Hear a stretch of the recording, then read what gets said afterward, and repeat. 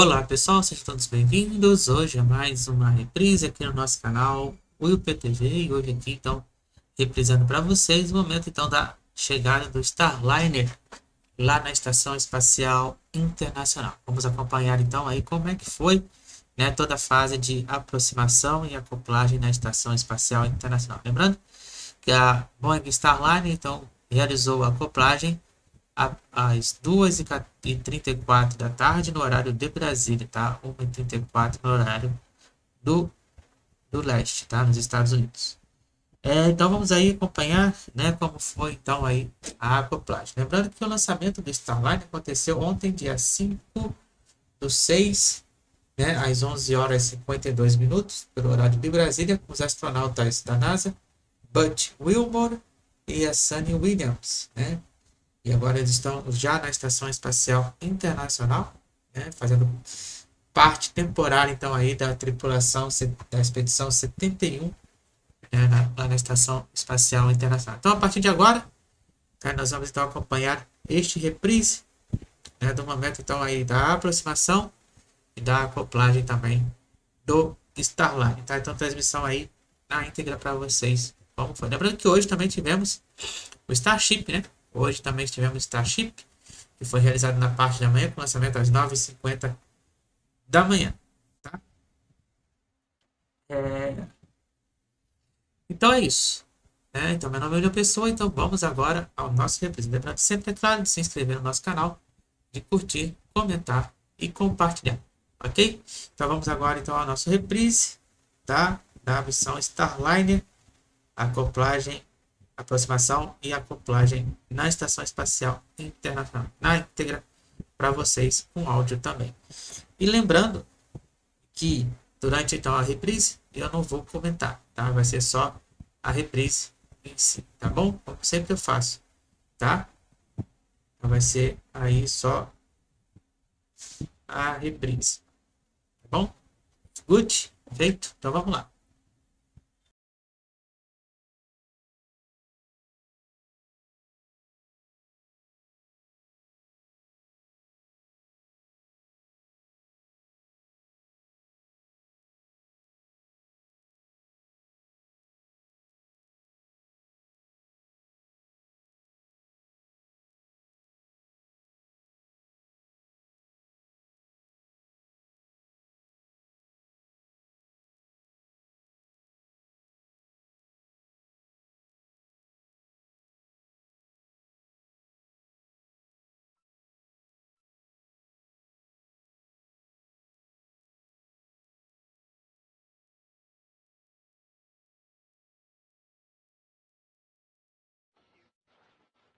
Good morning from Starliner Mission Control here in Houston.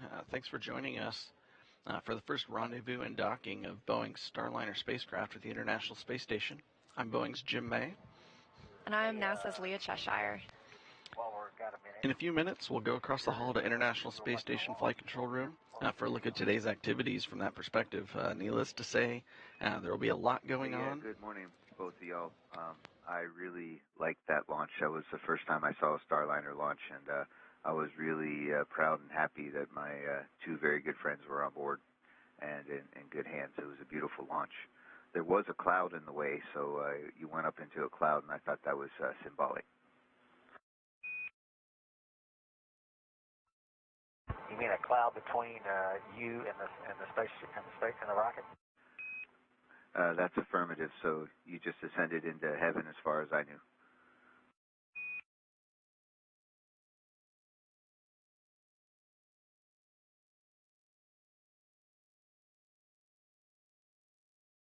Well, I can tell you, we didn't quite make it that far. Well, it's great to hear you on the loops today, and very much looking forward to docking later on. Good luck. Thanks, Spanky. It's great to hear your voice too. And I'll just be honest, as we were accelerating there on launch, I thought about you and just thinking that of your crew, and you guys are going to be coming soon after us. So thanks for tuning in this morning.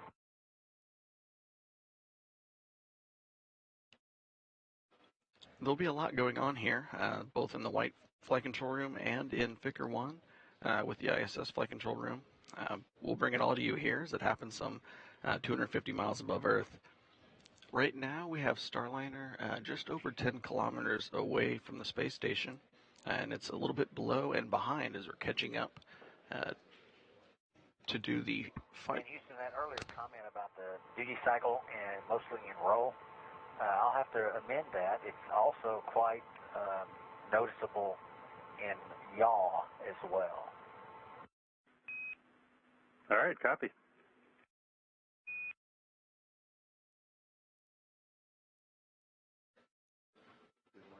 Good morning.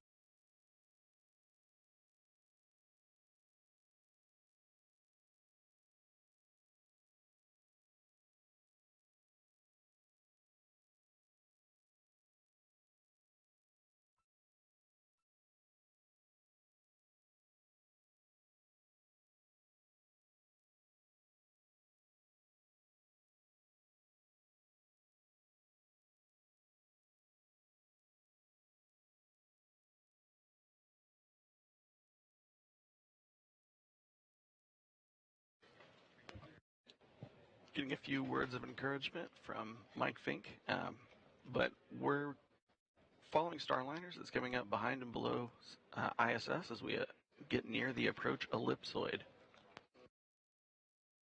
This mission began almost 23 hours ago. And Starliner Houston, just two things consumable-wise. We're tracking per the predicts on prop, ECOM, and MPO. So we're in a good shape there. And then also we've got good targeting on and good config for the NSRPC burn. So we're going to go for the burn. Outstanding. Appreciate all that. Go for NSRPC. Good to see.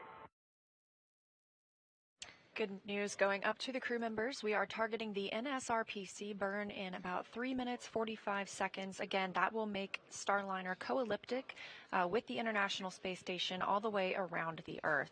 Again, we had liftoff yesterday from Space Launch Complex 41 at Cape Canaveral Space Force Station in Florida aboard a United Launch Alliance Atlas V rocket that liftoff at 9:52 a.m. Central Time. Since then, the crew has conducted some demos along the way. Starliner has been steadily raising its orbit on a precisely timed course to dock to the space station, now coming up in about 2 hours and 38 minutes.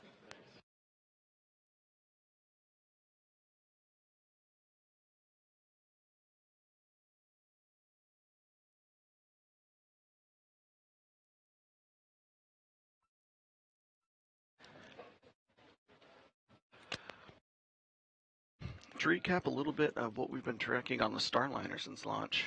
Prior to launch, our team had been monitoring a small helium leak in Starliner's propulsion system. Teams have been taking a closer look at that system before the crew went to sleep. They closed all the helium manifold valves to collect data and observed two other small leaks. One in port 2, one in port 1, and one in top 1 manifolds. The ground made the crew aware before they went to sleep for the night, and the team's been working on it while the crew rests. The original helium leak that we were monitoring prior to launch was the one in port 2, but after we've tested all 8 of Starliner's helium manifolds, we found that the leak was isolated to just one flange. It's in one of the spacecraft's 28 reaction control system, or RCS thrusters, which makes small adjustments on orbit. Even more specifically, that was found to be in a tiny seal, where the seal is about the size of a button on a dress shirt. Overnight, they kept the top 1 and port 1 manifolds closed, and they opened port 2 later. It gave the teams on the ground the ability to manage the spacecraft. We do have confirmation from our engineering support teams that the helium system remains safe for flight. This isn't totally unexpected. We plan for cases like this, and the team's working to make sure we're in a good configuration and complete our mission. Earlier, before we got closer to integrated ops, we did have the engineering teams note that we've got over 90 hours of available free flight time in that helium system, and that will be 90 hours after undock.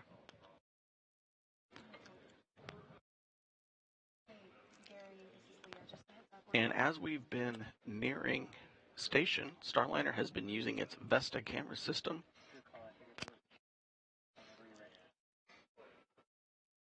as we were around 100 kilometers away from station. Starliner picked up ISS on its cameras, a small dot in the distance. We've been using that narrow field camera on Vesta, the vision-based electro-optical star tracking assembly, to measure the distance between Starliner and ISS and use that to help give Starliner a better estimation of where it is and where it needs to go for our planned docking around 11:15 a.m. Central. We're standing by now again for the NSRPC burn. It's coming up in about 10 seconds. Again, this is an automated burn. The capsule is flying itself right now. This comes after the NHPC 1 and 2 burns occurring on time and nominally just previous to this.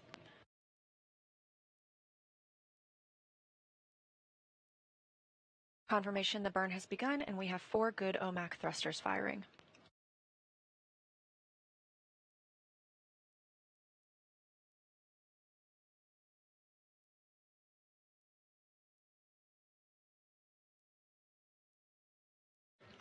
And we've got cutoff. Starliner, good burn, and go to configure for space to space and try a comm check with ISS on the big loop.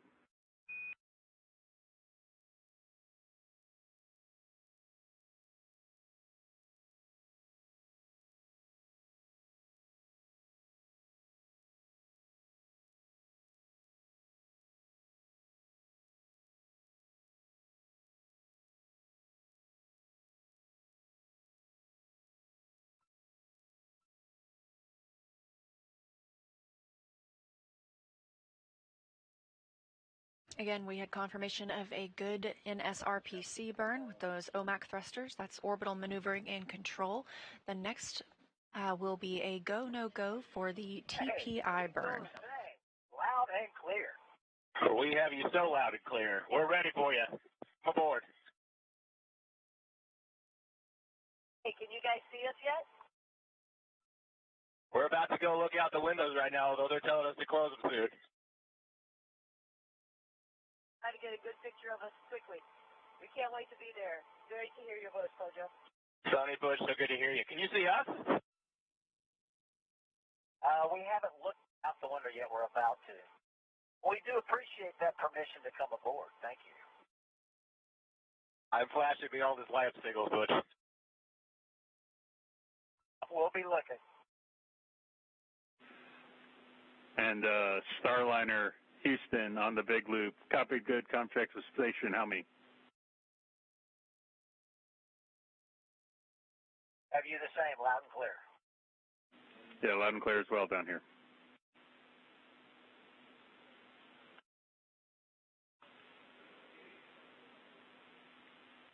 Neil, we can hear your voice as well. Great big loop comm check. A little bit non-standard, but we wanted to hear our friends. It's amazing. Thanks. Yeah, same here. Super excited. Starliner MCCH on the big loop. How do you hear? CCH, Starliner, we have you Lima Charlie. How many? I have you loud and clear as well.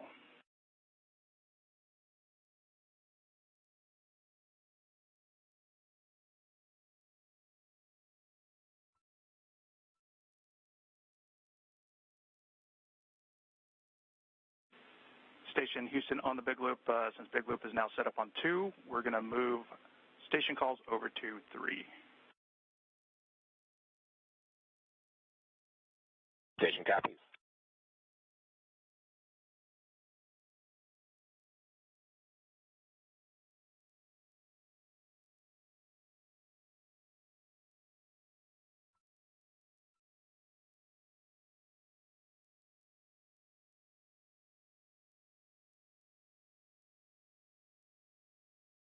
As you just heard, some conversations between all of the players in today's Tally-ho.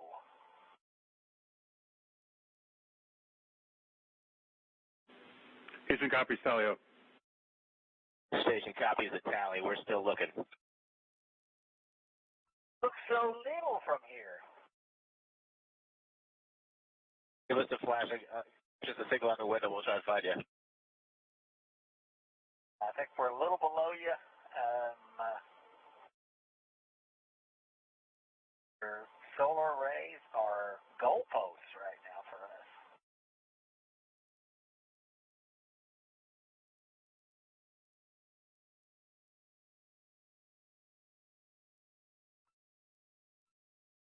Again, with those big loops configured, that means the space station, Starliner, and both flight control rooms can all speak with each other as we get into proximity operations. Starliner station visual.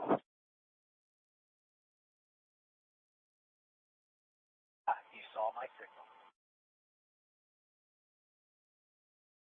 Butch Wilmore has confirmed he can see the International Space Station from Starliner, again traveling about 13 kilometers away from the space station at this time and scheduled to dock at approximately 11:15 a.m. Central Time. Add on to you.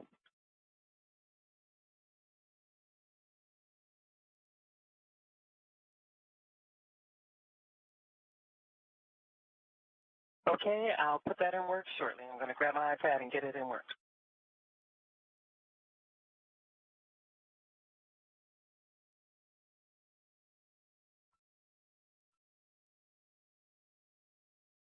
Was that 1268?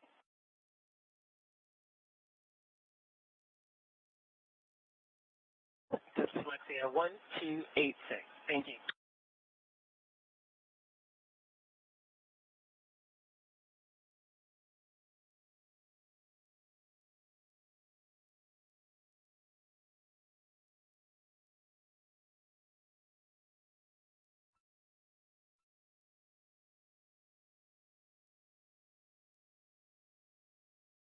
Now with the big loop configured and we are getting into those integrated operations, it's not just the Starliner mission control room here who is tentatively watching the arrival to the International Space Station today, but the International Space Station team is as well. So I'm going to toss it over to my colleague Gary Jordan just across the hall. For the timeline and the timeline tool, roll pitch yaw 179, 173, and 4. Of Butch and Suni to the International Space Station. Now, here in the International Space Station Flight Control Room, monitored 24 hours a day, 7 days a week for the International Space Station operations. We're now in integrated operations with the teams down the hall in the White Flight Control Room. Here in Mission Control Houston, the team is led by Flight Director Vincent LaCourte. Sitting next to him is Diana Trujillo. And over the Capcom voice that you'll hear today from the room is Will Vu. Now coming into frame, Vincent LaCourte, the flight director that's leading the teams here today for rendezvous and docking. With integrated operations, you've heard some of the setup that's needed in order to enable that. That includes the enabling of the big loop. So now all teams, including the 2 flight control rooms here in Houston, as well as the 2 vehicles in space, the Starliner and the International Space Station, now all talking on one big loop. The teams have both go for integrated operations, and now in the next 5 minutes, the teams here in International Space Station Flight Control Room will pull a go, no-go for the TPI burn. This is a burn that brings us into the approach ellipsoid. Once we're in the approach ellipsoid, it'll be a carefully choreographed series of maneuvers to get Starliner to the very forward port of the International Space Station. Space Station is in an attitude configuration ready to receive the Starliner. The solar alpha rotary joints that control the solar arrays of the International Space Station are locked and feathered. They're in a position ready for the rendezvous operations. Here in Mission Control, Houston, International Space Station teams are polling again, go for that TPI burn. We're in integrated operations, monitoring things, and from the station side, everything's looking good. With that, we'll continue to follow along with the teams over in the White Flight Control Room looking after Starliner and its systems. Leah and Jim, back over to you. Thanks, Gary, and we will continue checking in with Gary and the team in the International Space Station Flight Control Room. Again, we are just across the hall. Butch is a little fragmented.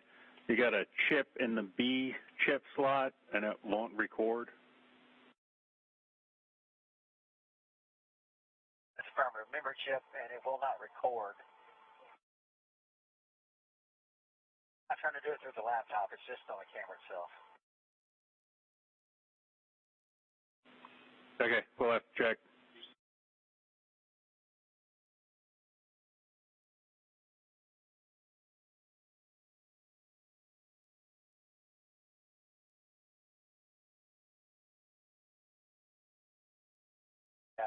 D, as Kennedy said, told her that it had to be in D.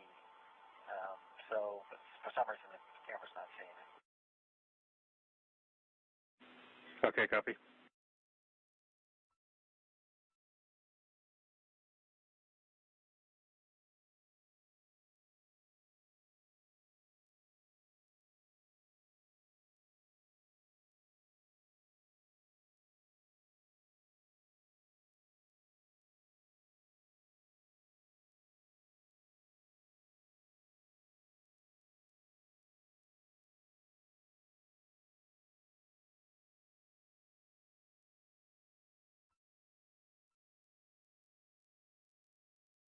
In the center of your screen here, up to the right in a light blue shirt, that is Flight Director for Starliner today, Ed Van Cise. And to his right, is the bottom of the screen, is the Capcom, Neil Nagata. Neil is the voice you'll hear speaking with the astronauts aboard Starliner. He funnels all the information coming from the flight controllers and teams here on the ground and shares that with the crew members. That way they're getting a single point of information as they continue through today's operations.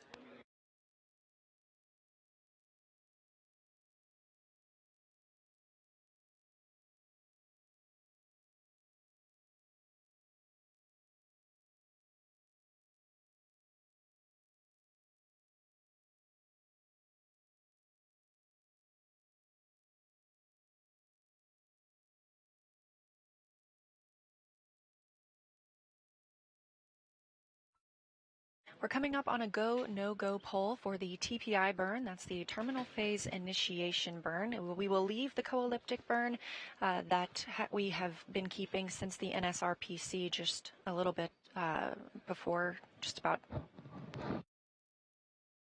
10 minutes ago, really. We will conduct this TPI burn, which will also bring us inside the approach ellipsoid.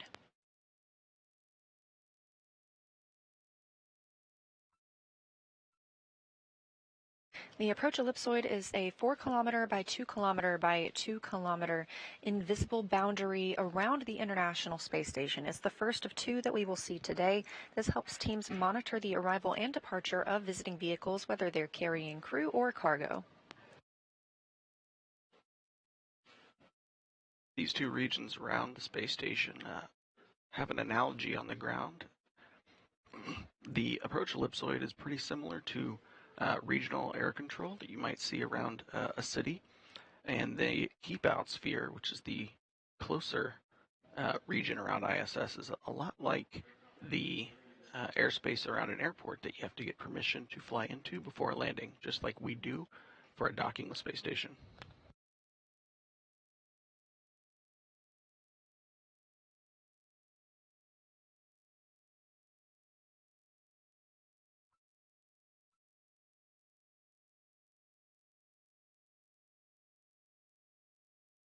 A good Starliner camera picture.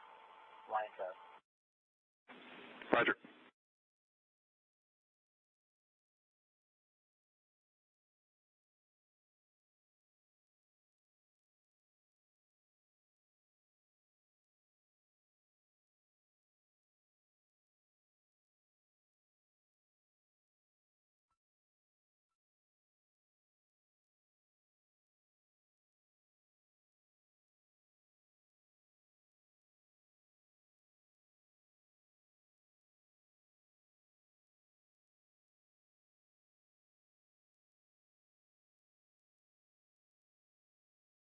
We heard configuration from the crews aboard the space station and Starliner that they can visually see each other, but Starliner systems, the VESTA system specifically, which stands for Vision-Based Electro-Optical Sensor Tracking Assembly, that also has tracking the space station as well.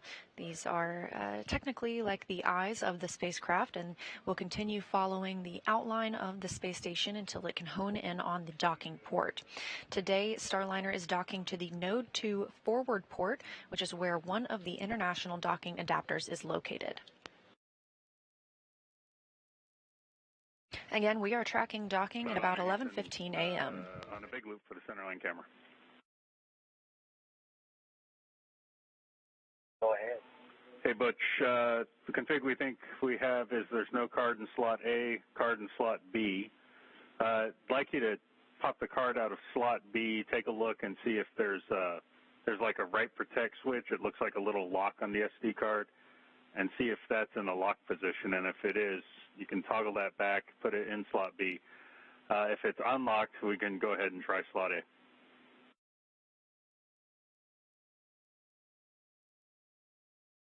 We'll give it a shot. Thanks.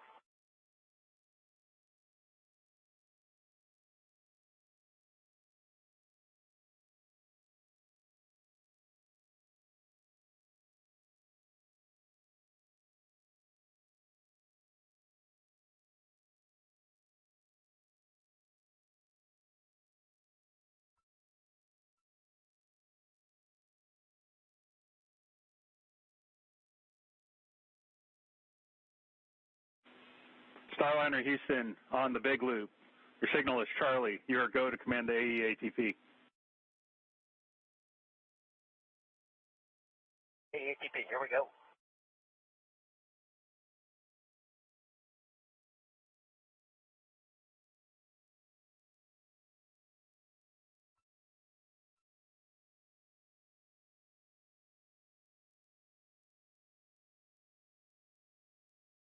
ATP is enabled. Well, we see the same.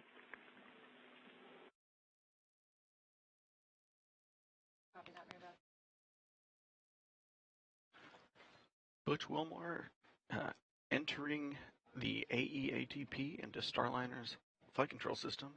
That stands for Approach Ellipsoid Authority to Proceed.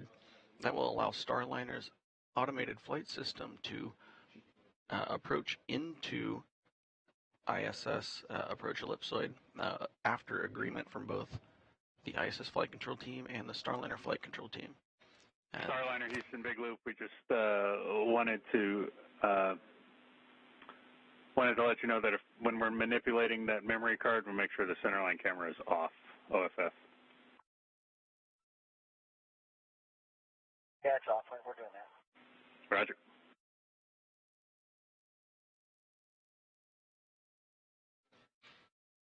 Starliner will not go into the approach ellipsoid until after the TPI. Right protect switch to the other setting, and when she put it back in the camera and then turned the camera on, it still is asking for A.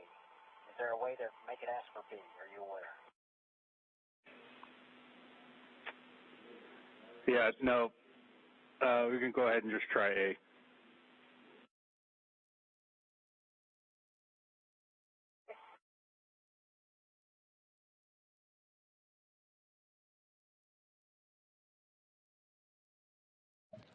A little bit of troubleshooting on Starliner's centerline camera.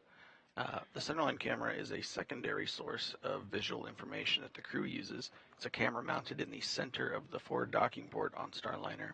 It feeds video data directly to the crew's procedure tablets. They also were recording some of the video for that as part of the flight tests for this mission.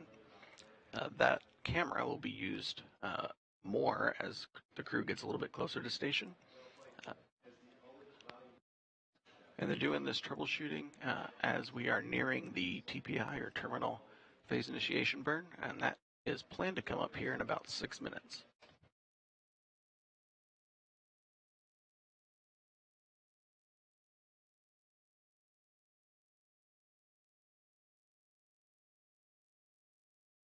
We've heard multiple voices and seen some of our team members in the room here today, but to tell you a little bit more about our NASA astronauts aboard Starliner. Again, this is the first flight of astronauts aboard this spacecraft. We're talking about Butch Wilmore and Suni Williams, the commander and pilot, respectively, of Starliner. Roger that.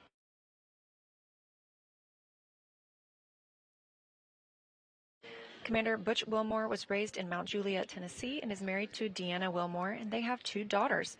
He has a Master of Science in Aviation Systems from the University of Tennessee. The U.S. Navy captain successfully completed 21 combat missions during Operation Desert Storm while operating from the flight deck of the USS Kennedy. Butch has accumulated more than 8,000 flight hours and 663 carrier landings. NASA selected him as an astronaut in July of 2000. So far, he's completed 2 space flights. This is his 3rd. His first was a pilot on the Space Shuttle Atlantis in 2009, and in 2014, he served as a flight engineer for Expedition 41 to the International Space Station. To date, Wilmore has logged 178 days in space, and I think we can chalk that up now to 179, including 4 spacewalks. This will be his 3rd mission to the International Space Station. Before his selection to NASA, Wilmore was on exchange to the United States Air Force as a flight test instructor at the Air Force Test Pilot School at Edwards Air Force Base in California. And Sonny Williams, the Boeing CFT pilot, was selected to be an astronaut by NASA in 1998. Like Wilmore, this will be Sonny's 3rd mission to the International Space Station. In her previous 2 flights, she served as a flight engineer for Expedition 14, and in 2012 as a member of the Expedition 32 crew. She's logged 382 days in space, including 7 spacewalks. Williams has more than 50 cumulative hours of spacewalk time, and that's the 2nd most by a female astronaut. The retired U.S. Navy captain is a former naval test pilot and instructor. She's logged more than 3,000 flight hours and more than 30 different aircraft. Sonny has a Master's of Science degree in Engineering Management from the Florida Institute of Technology. Williams, who grew up in Needham, Massachusetts, is married to Michael Williams. She enjoys hanging out with their dogs, working out, hiking, camping, as well as working on cars and houses.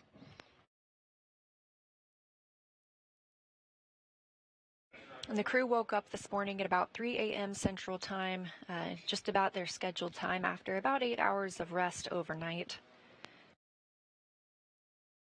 Once they get to the International Space Station, they'll be joining 7 crew members living and working there.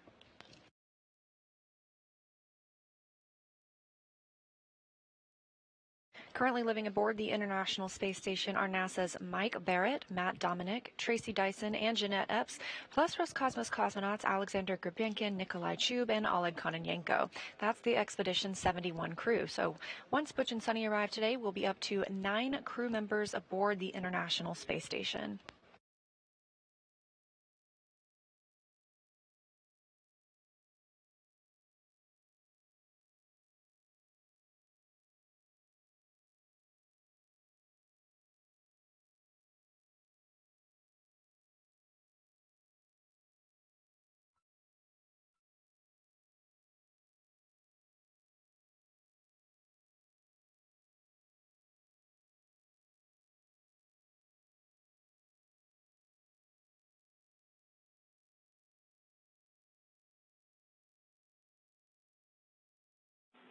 Starliner Houston on a big loop, be advised that's for both.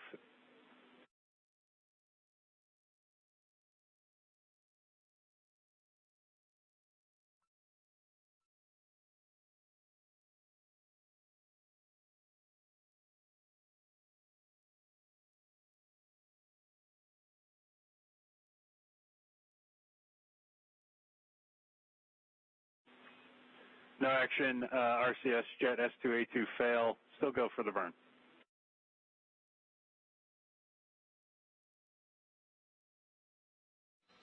No action. You know what type of fail? It failed off, Butch, and right when that was happening, I was calling up, just be advised, neither of the infrareds are taking measurements now for RelNav, so we're going to go ahead and reboot the camera IR1.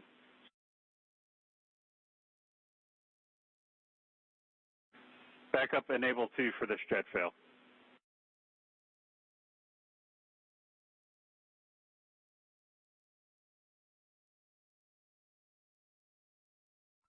Enable 1 off, enable 2 on.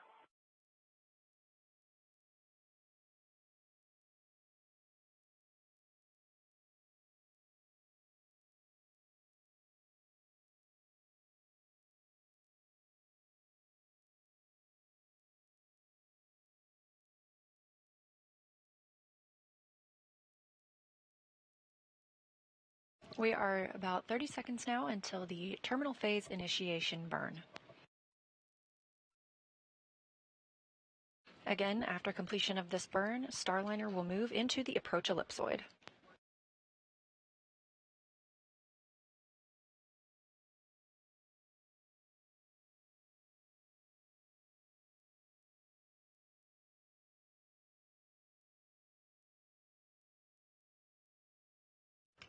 And the burn has started.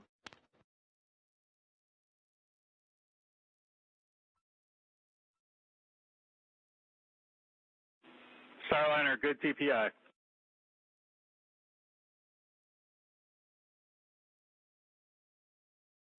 Good TPI.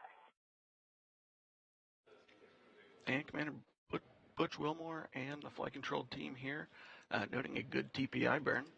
Just before that burn, there was a call out about a RCS jet fail. The meaning behind that message is that we have been monitoring the thruster, and while it had good performance, part of our kind of conservative set of sensor data around the health and status of that thruster, something was slightly out of the planned ranges for that, and so as a safety precaution we turned that off. But during our last check it was performing as intended.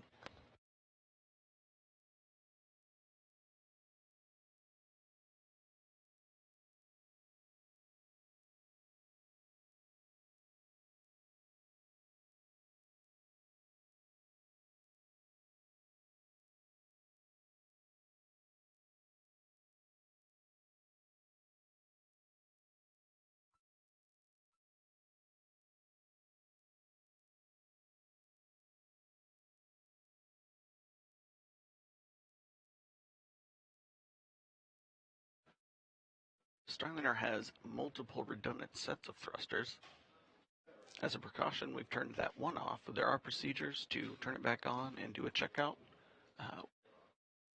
when we're not close to a burn coming up.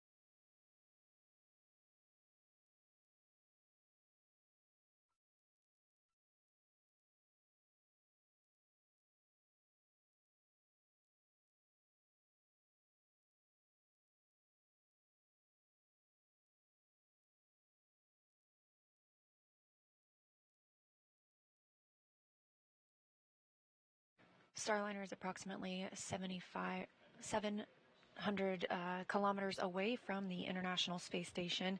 The orbiting laboratory is currently flying about 17,000 miles per hour, 260 statute miles over Iran.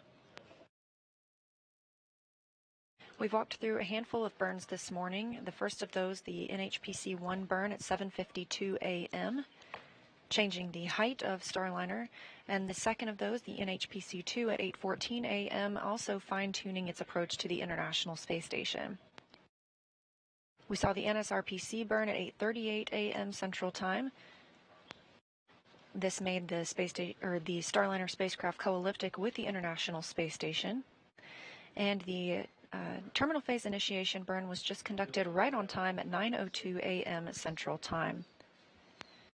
This will move Starliner into the approach ellipsoid. That's the 4 kilometer by 2 by 2 kilometer invisible sphere around the space station that helps us monitor arriving and departing spacecraft. All of the burns this morning have been according to plan. Again, Starliner is currently flying autonomously, so flying on its own. We will see, however, Butch and Suni have the opportunity to take control of the spacecraft and conduct another manual piloting demo once we're about 260 meters away from the International Space Station. This is a test flight, so we want to give the crew an opportunity to see how the spacecraft flies, should they ever need to take control of it. Once that manual piloting demo is complete, they will transition back over to autonomous power. The spacecraft will then continue its approach to the International Space Station all on its own. And again, we're targeting docking at approximately 11:15 a.m. Central.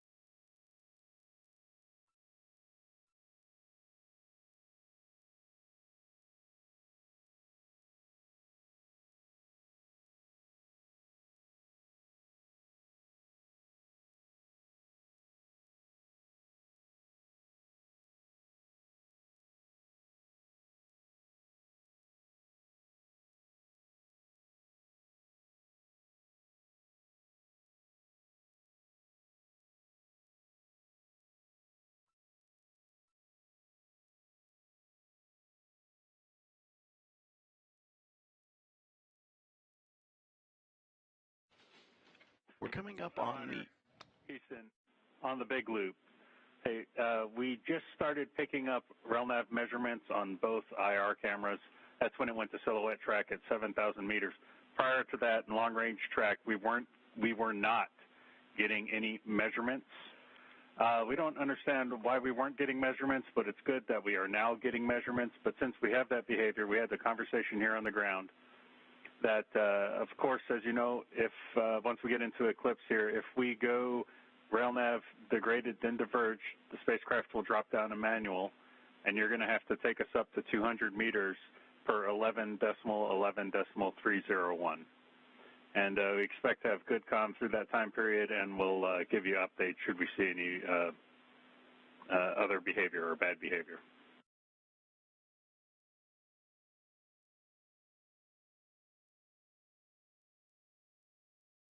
We have to copy all. Right now we got vessel 1 and 2 degraded, but we're still converged.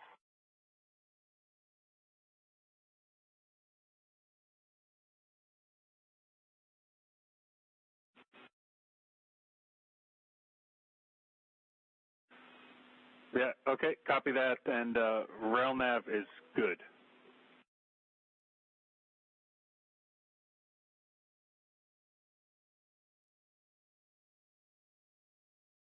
A good rail now.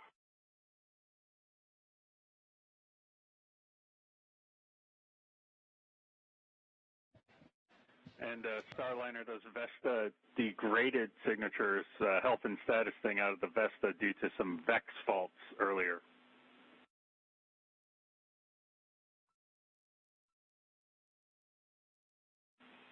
And RNAV is still converged.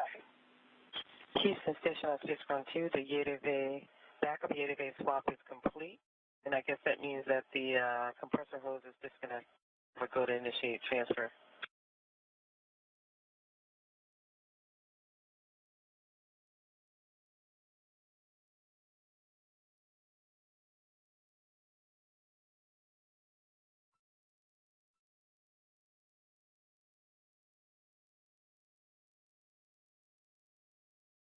My bad. Sorry about that. Copy.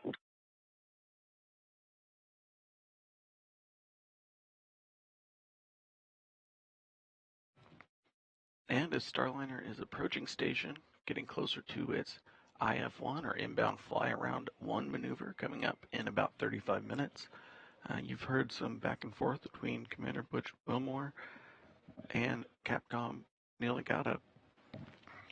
Starliner's Vesta system is currently tracking both the position of ISS, but now that we're close enough, you're seeing some of the outline of ISS. Roger that.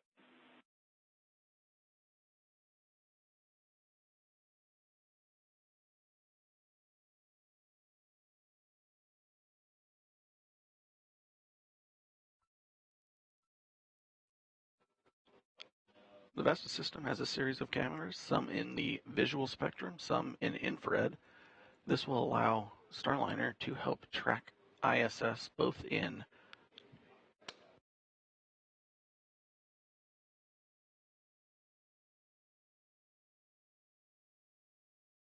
the Vesta system will help track ISS both in darkness and light.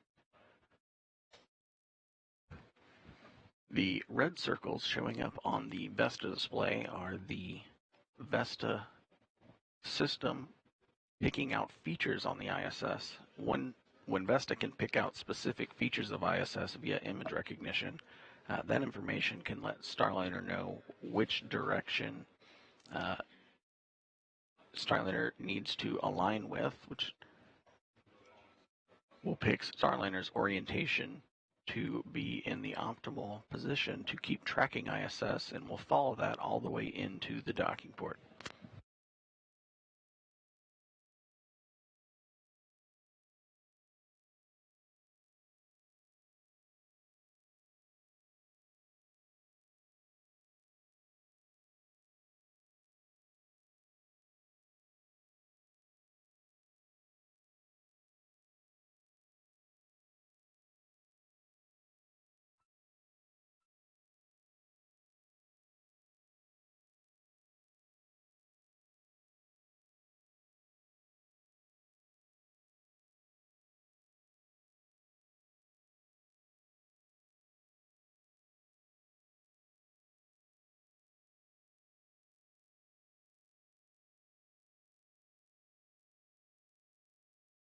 Currently show all of our crossing about 1,800 meters.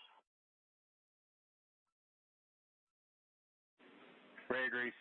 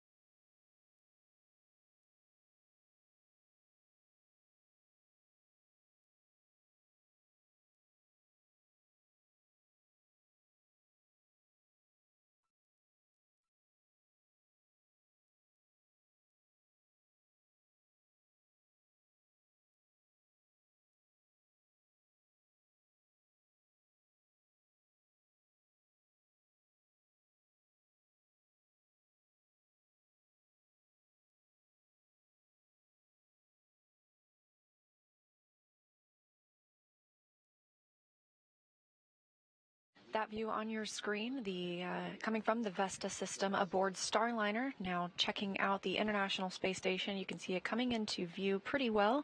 And of course, we are monitoring Starliner's journey here in the White Flight Control Room at Johnson Space Center in Houston, Texas. But over across the hall in the International Space Station Flight Control Room, NASA's Gary Jordan is continuing to monitor the station side of today's operations. Gary, can you tell us how things are going? Hey, Leah, things are going very well. We're following along every step of the way with you down the hall in the White Flight Control Room here in what's called Figure 1, or the International Space Station Flight Control Room. Teams here led by Flight Director Vince LaCourte, watching over the crew aboard Starliner, as well as the Expedition 71 crew that's aboard the International Space Station. Crew members split up doing different things. It's Matt Dominic that you see there on the graphic on the front right there, NASA astronaut who's responsible for enabling the monitoring tools necessary to watch Butch and Suni approach the International Space Station. There are tools, there is software that is receiving data from the Common Communications for Visiting Vehicle, or CV2V2 system, that creates a link between the International Space Station and Starliner. It's Matt Dominic there you see in the front that's going to be following along with that. Later, we'll have Matt Dominic as well as Tracy Dyson in the back left there. She's a NASA astronaut, flew up with the Soyuz crew, including Chub and Kononenko, Nikolai Chub and Oleg Kononenko. Kononenko, of course, who just passed the milestone of 1,000 days cumulative in space. On the left there, you see Alexander Gubyankin, who is the cosmonaut that joins the Crew 7 crew in the very front of this graphic. To his right, to the right in this graphic is Mike Barrett, and on the far right, Jeanette Epps, making up the complement of 7 astronauts and cosmonauts of Expedition 71. It'll be Tracy Dyson and Matt Dominic that oversee the final moments of the rendezvous operations through the docking of Starliner to the very forward port. Once they do dock, the International Space Station flight control teams here in the International Space Station Flight Control Room will work with the teams down the hall in Starliner Flight Control to walk through the hatch opening sequence and operations. The 7-member crew that we just talked about will be there in the Node 2 forward hatch, ready to welcome Butch and Suni, the first crew members to fly Starliner to the International Space Station, and we'll conduct a welcome ceremony from there. Here in the flight control room, we talked about Vince LaCourte, the flight director. Next to him is the Capcom, Will Vu. You'll hear his voice relayed up to the crew aboard the International Space Station. Right now, all crew members are talking aboard in the Space to Ground 2 loop, which is a big loop. Everybody here that you're in the flight control rooms, both rooms here in Houston, the Space Station Flight Control Room and Starliner Flight Control Room, are talking with the 2 spacecraft that are about to rendezvous here coming up in the next couple of hours. Will Vu there is responsible as the voice from the control rooms here to talk with the crew aboard the International Space Station. Most of the communications you'll hear from him will be relaying to Matt Dominic, who again will be overseeing the rendezvous operations. Neil Nagata on the left there will be responsible for talking with Butch and Suni in Starliner. Everything is coordinated as part of the integrated operations, very carefully choreographed procedures that you'll hear to make sure everybody's talking and the rendezvous operations are going swimmingly. So again, everything in the International Space Station Flight Control Room is going according to plan. We're tracking down to some of the next burns here, the inbound fly-arounds, which, of course, as after the TPI burn, terminal phase initiation, we get inside the approach ellipsoid. Once we're inside the approach ellipsoid, we operate by these joint flight rules and count down towards these next sequence of burns to get ever closer. It'll be very interesting to see some of the great visuals for some of the free flight demos that are necessary to verify all of the different capabilities of Starliner as part of this flight test. Again, station is ready to receive the Starliner. We're tracking no issues at this time. Attitude and solar configurations aboard this station is ready, and so really we're just following along every step of the way with the teams over there in the Starliner Mission Control Room. So that'll be it for us for now. We're continuing to follow along, and we'll be with you every step of the way. Leah and Jim, back to you over in the White Flight Control Room. Thanks, Gary. And yes, we continue to monitor the arrival of Starliner to the International Space Station. And if you're just joining us, a reminder, this is the very first flight of Starliner with crew members aboard. So we'll be bringing the space station total number of crew members up to 9 upon their arrival today, again, targeting approximately 11:15 a.m. Central Time.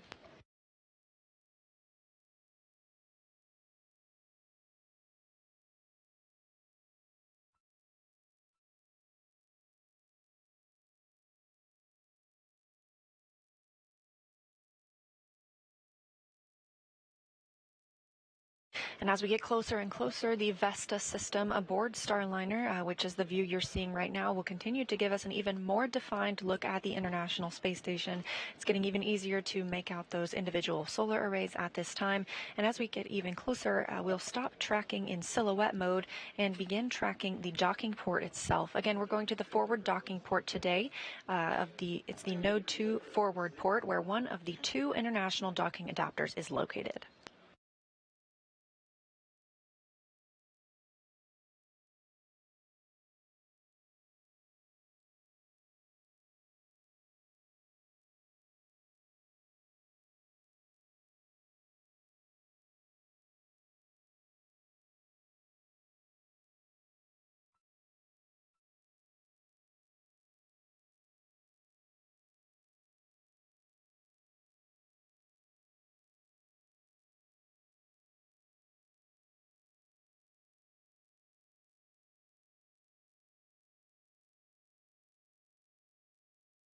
To take a look at the rendezvous and docking profile today, we've had two height adjustment and plane change burns already. Those are the NHPC 1 and 2 burns occurring at 7:52 a.m. and 8:14 a.m. Central, respectively. Those were both good burns.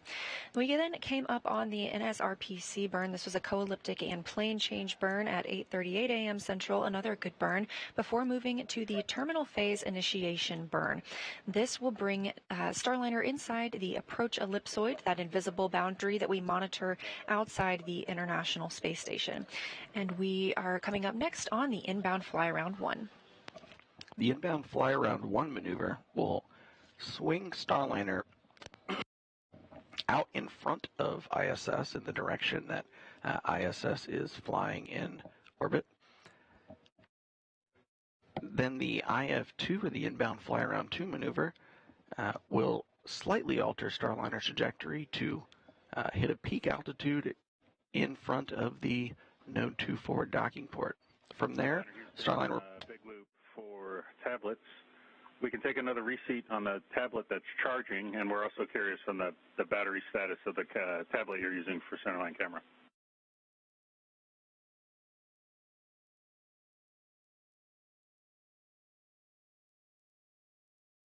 My camera, 80%, it says 2 hours left. One that's on the chargers is 71. Did you say the centerline camera tablet's currently on the charger?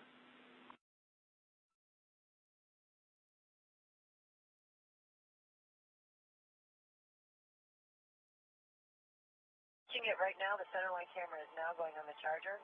The other tablet, which I have in front of me, says volt, is 71. Copy that.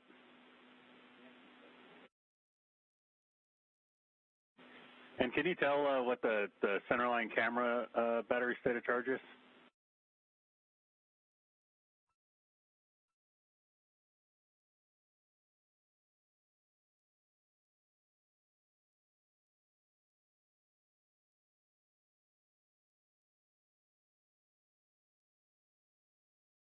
Well, I got to get out of my seat to look at the centerline camera, so let's just wait till we get radar acquisition.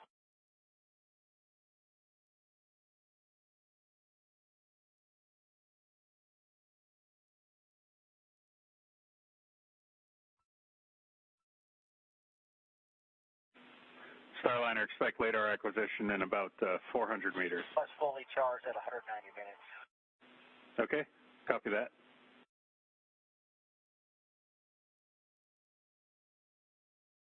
We're showing R-bar cross about 1200. We agree?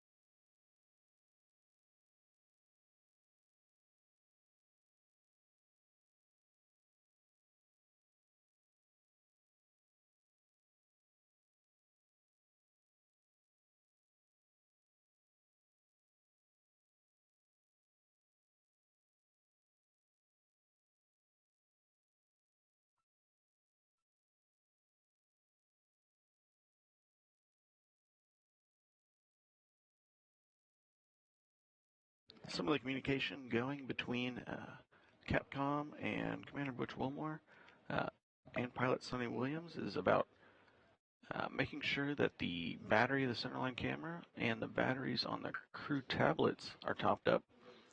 Part of the use of those two things is when we begin our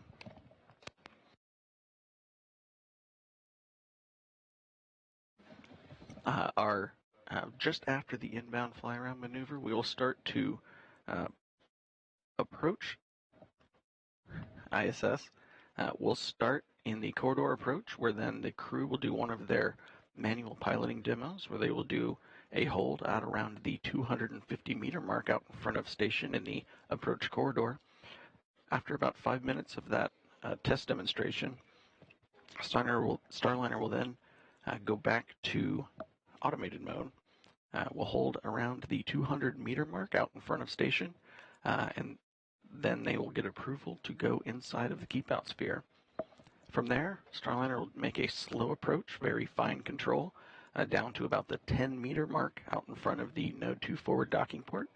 From there, Starliner will activate its NDS or NASA docking system. They'll change the flight control rules to an even finer, small, discrete set of thruster settings, and then we'll go in for a final dock at around 11:15 a.m. Central.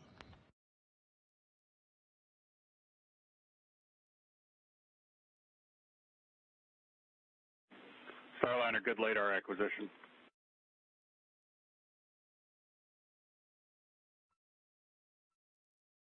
Good LADAR.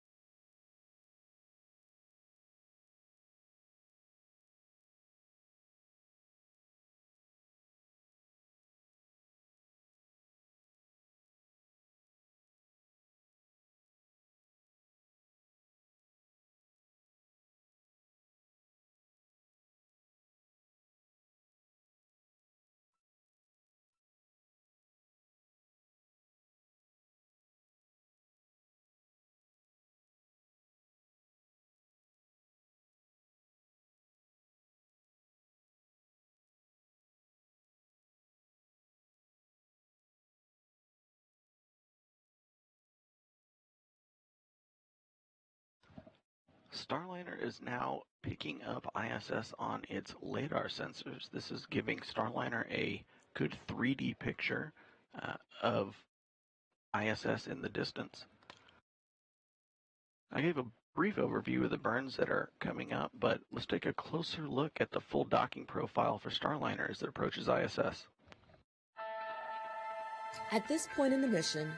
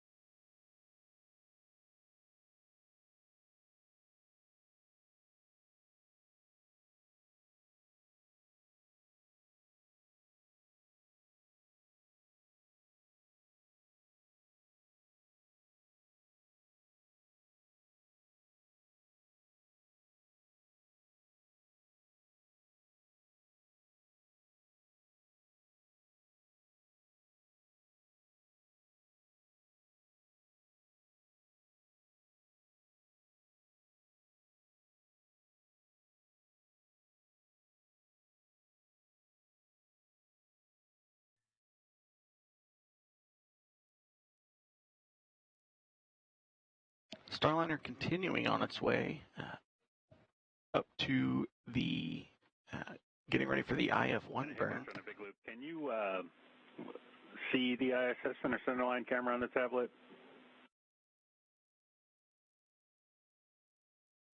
Oh, that's what I'm saying. I can't see it at all on the centerline camera. We've got a good picture on the IR camera, but centerline there's nothing. Played with the auto and the manual gain. I mean, I can see the pedal. I think it's getting some reflection from inside the cabin here, but I cannot see the ISS.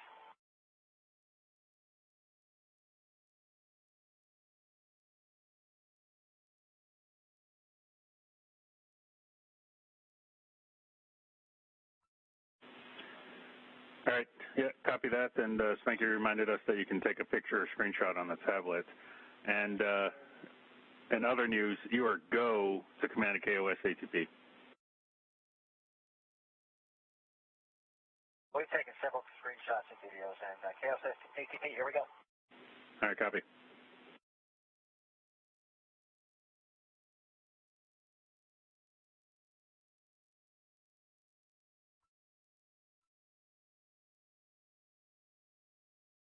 KOS ATP is enabled.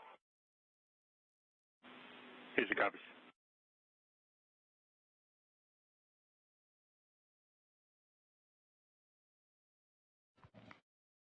And as part of the process, We got sunrise coming in 15 minutes.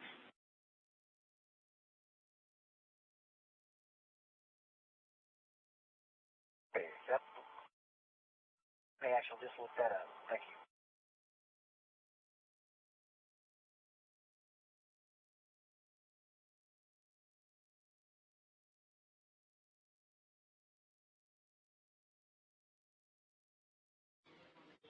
and as we're approaching the IF-1 burn coming up here in 10 minutes, Butch Wilmore got the go-ahead to, or the authority. I don't know how hard it is for ISS to get their lights on, but it might be a good check to see if it's visible with the lights on, since it's not without.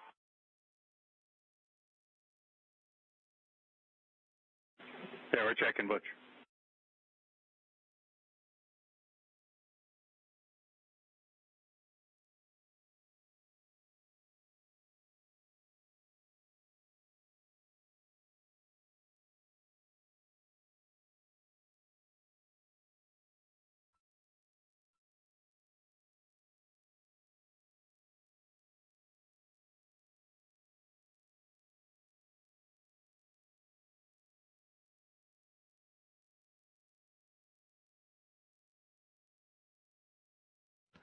And we're coming up on around 25 seconds, still expected approach ellipsoid entry.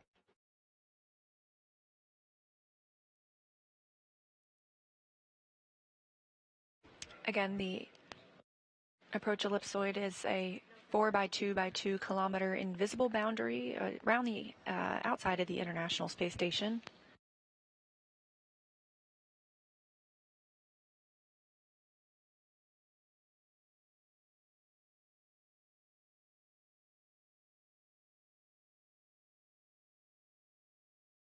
And confirmation, we have entered the approach ellipsoid.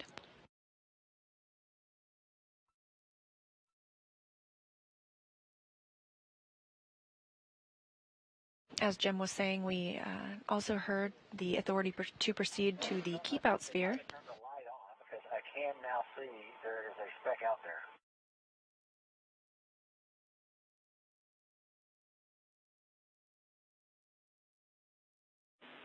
Station Houston on the big loop for the ISS cruise awareness. Starliner is inside the approach ellipsoid. Station copies.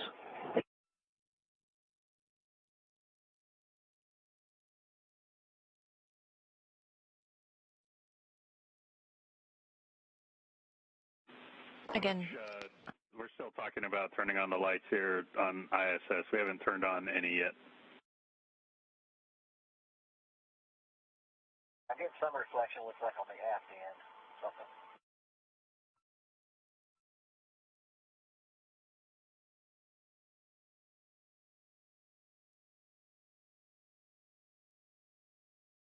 Thought it was shining a flashlight out of the cupola. I don't know. Yeah, copy.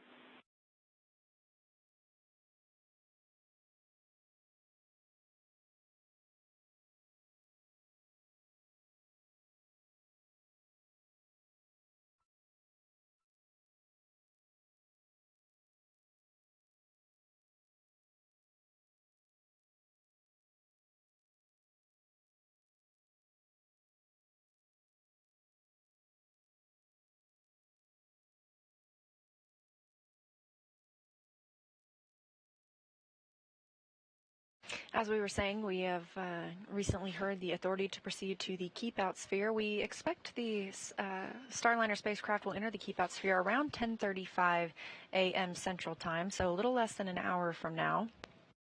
That keep-out sphere is another invisible boundary, this one with a 200-meter radius around the International Space Station. To enter the keep-out sphere, we must agree that the spacecraft could, for some reason, lose control of its thrusters and still not enter that boundary for 24 hours. I'm going to be turning on the CETA lights.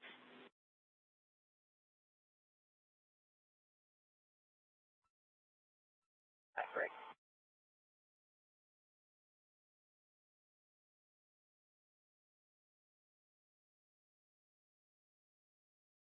However, before we enter the keep-out sphere, we will do a hold at 260 meters at approximately 10:24 a.m. Central Time for another manual piloting demonstration.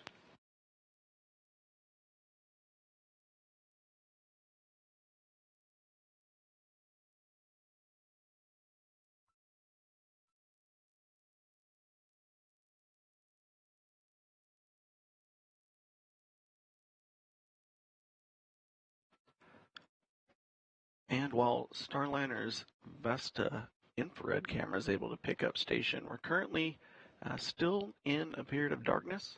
And you heard Commander Butch Wilmore talking about it being a little difficult to pick up the station on the centerline camera, which is a visual spectrum camera.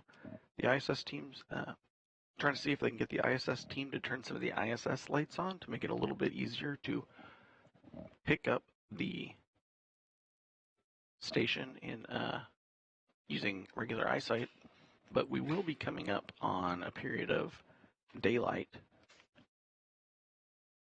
in about the next 20 minutes or so.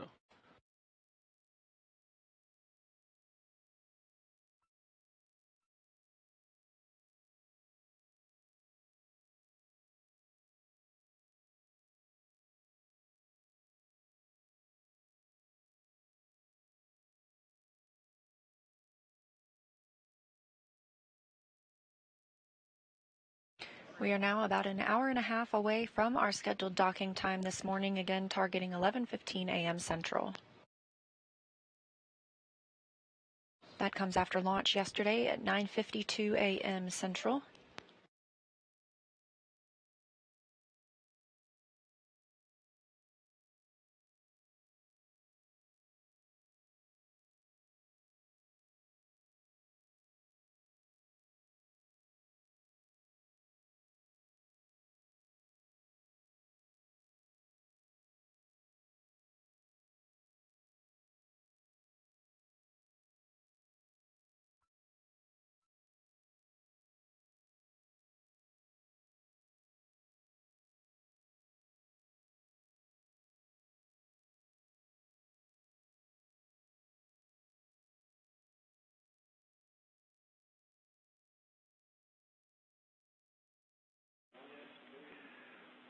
And Butch, Houston on the big loop.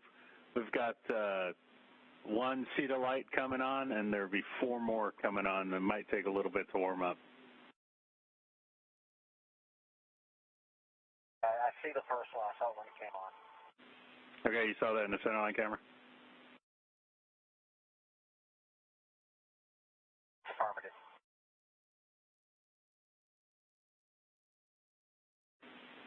And you know what's coming. We're going to want some centerline camera screenshots of that.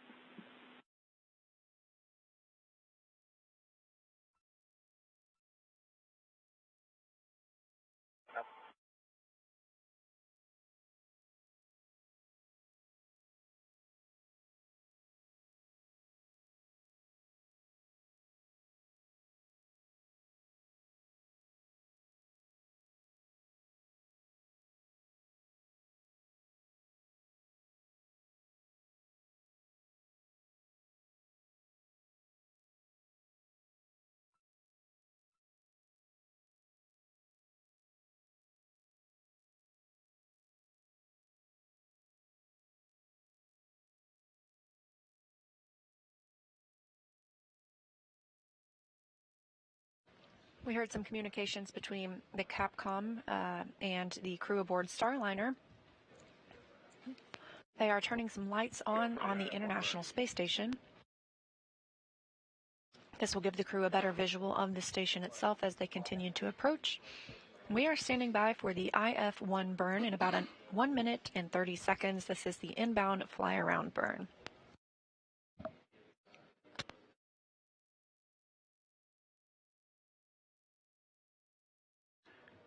This inbound fly-around 1 maneuver is going to be performed with the RCS jets. This burn should last about 18 seconds.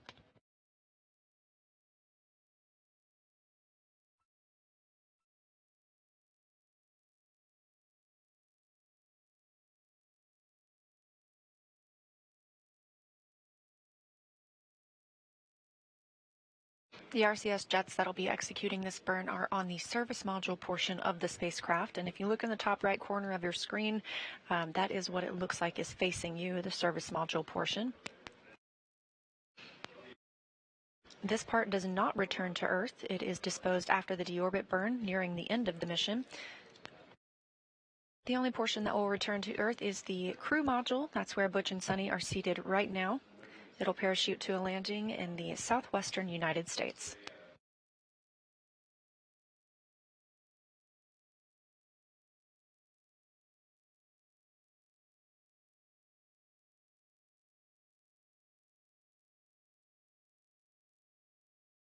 And we're coming up on 10 seconds to the IF-1 burn.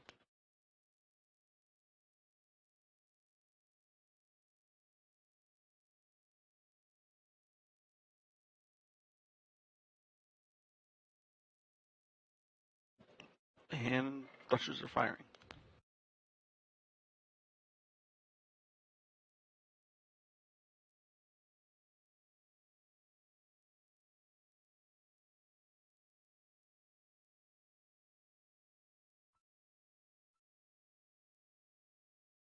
And thruster cutoff.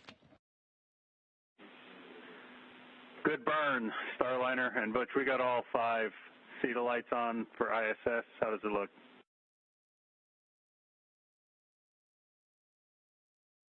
Yes, we can see it.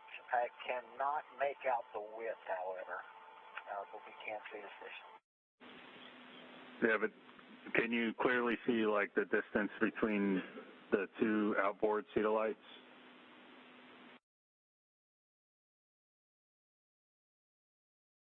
You can see the one that's on the port side. I cannot see the one on the starboard side. It might be blocked by something. Roger.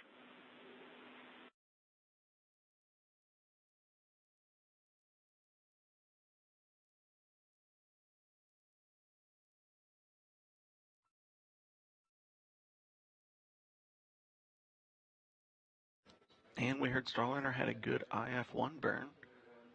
With that, we have an expected IF-2 burn, small adjustment to place Starliner to start flying towards the approach corridor for the Node 2 forward docking port. That IF-2 burn is coming up in about 18 minutes. Still some issues picking up the lights on ISS. Starliner had a transient caution around the time of the burn. No action. It was just sort of expected, and there was timing with how the triggers were set up for that message. Yeah, we copy. We saw.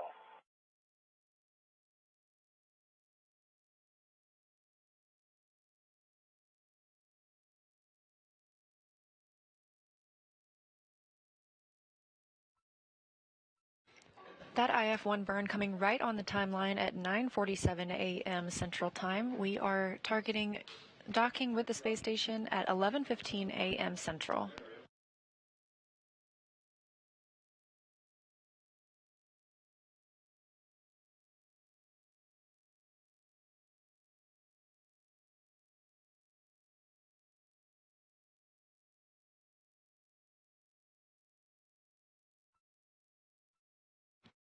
And you heard Commander Butch Wilmore talking a little bit about trying to pick up the lights on the outside of station.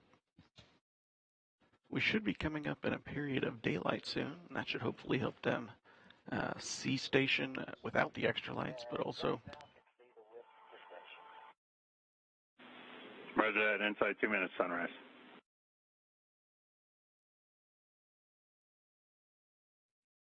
And you heard it, sunrise coming up in about 2 minutes.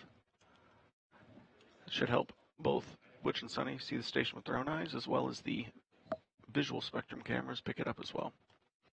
Currently sitting just over 530 meters away from station.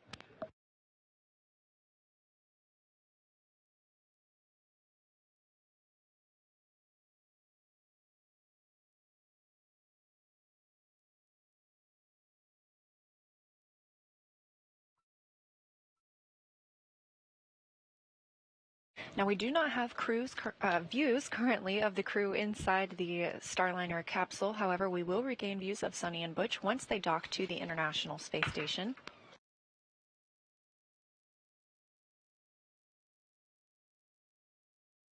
We also do anticipate to start getting views from the space station itself looking down on Starliner as it continues its approach.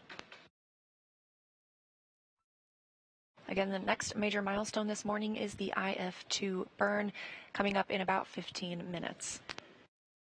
That places us on the docking corridor. That means we're directly in front of the docking port. And today we are targeting the Node 2 forward port, which is where one of our 2 international docking adapters is located.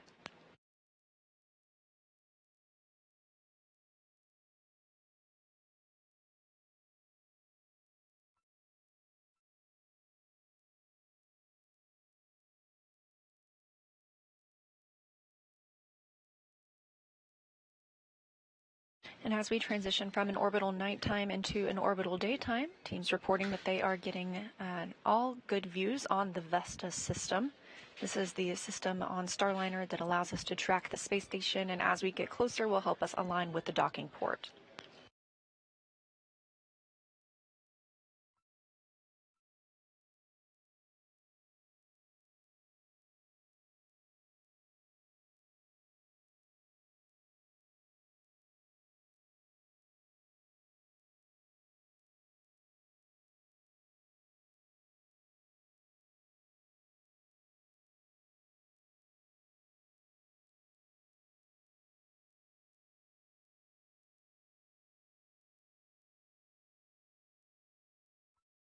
This view inside the White Flight Control Room here at NASA's Johnson Space Center in Houston, Texas. Teams are taking the opportunity to take a very quick break before we get into the docking operations.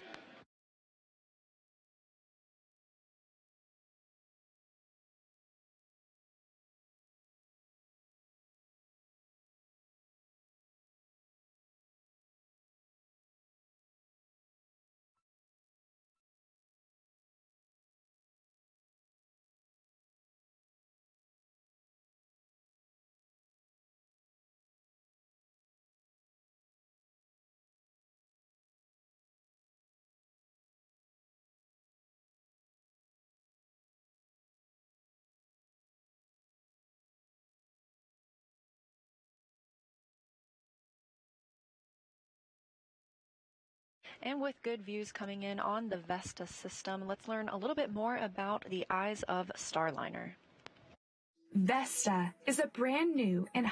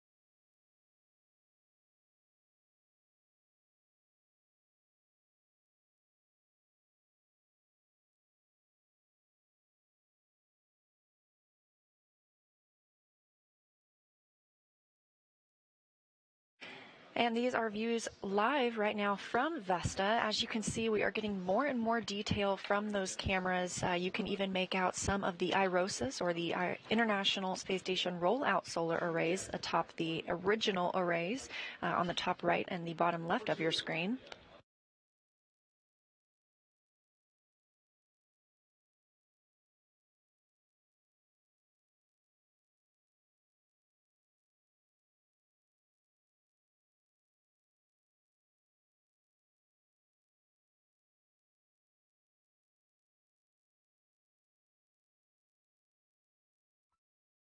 And we have our first views of Starliner from the International Space Station, now crossing over into an orbital daytime over the South Pacific Ocean. We are tracking docking this morning at 11:15 a.m. Central Time, the first arrival of Starliner to the International Space Station with NASA astronauts aboard.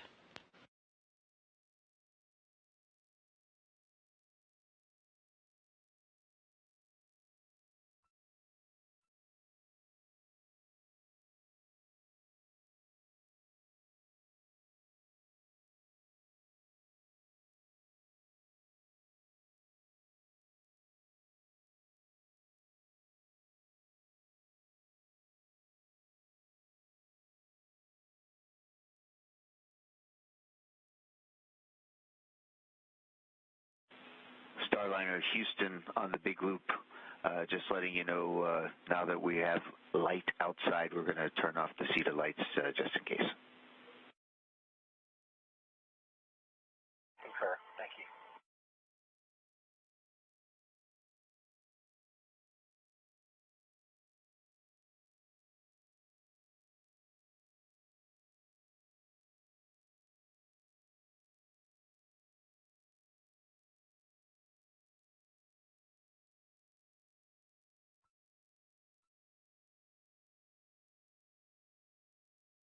Now that we're into an orbital sunrise, teams here in Mission Control have let the Starliner crew know they are turning off the lights on the International Space Station side, since it seems like the crew aboard Starliner now has a good visual on the station itself.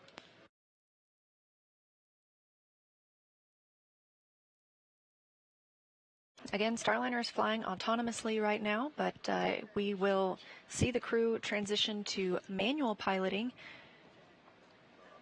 at about a 260-meter hold point, giving them a chance to take the reins of Starliner.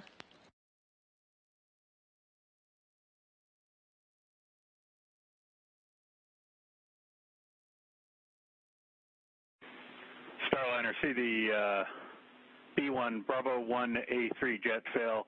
Still taking a look at it.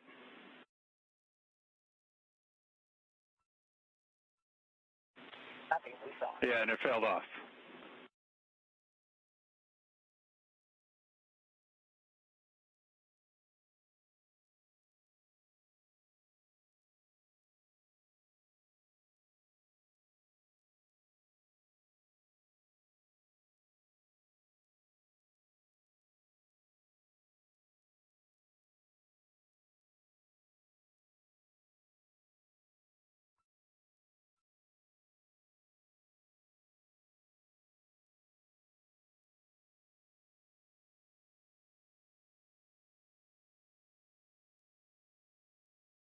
Airfield 2, we're up to 14 marks. 15, 16, 17.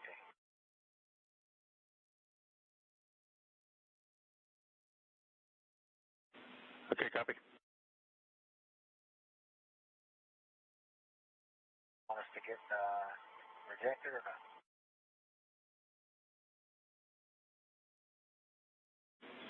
Yeah, don't need to reject it yet. Butch, Ray's looking at it.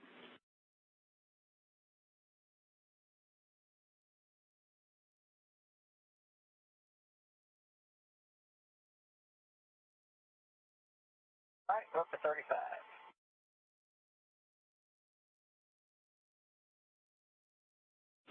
Roger.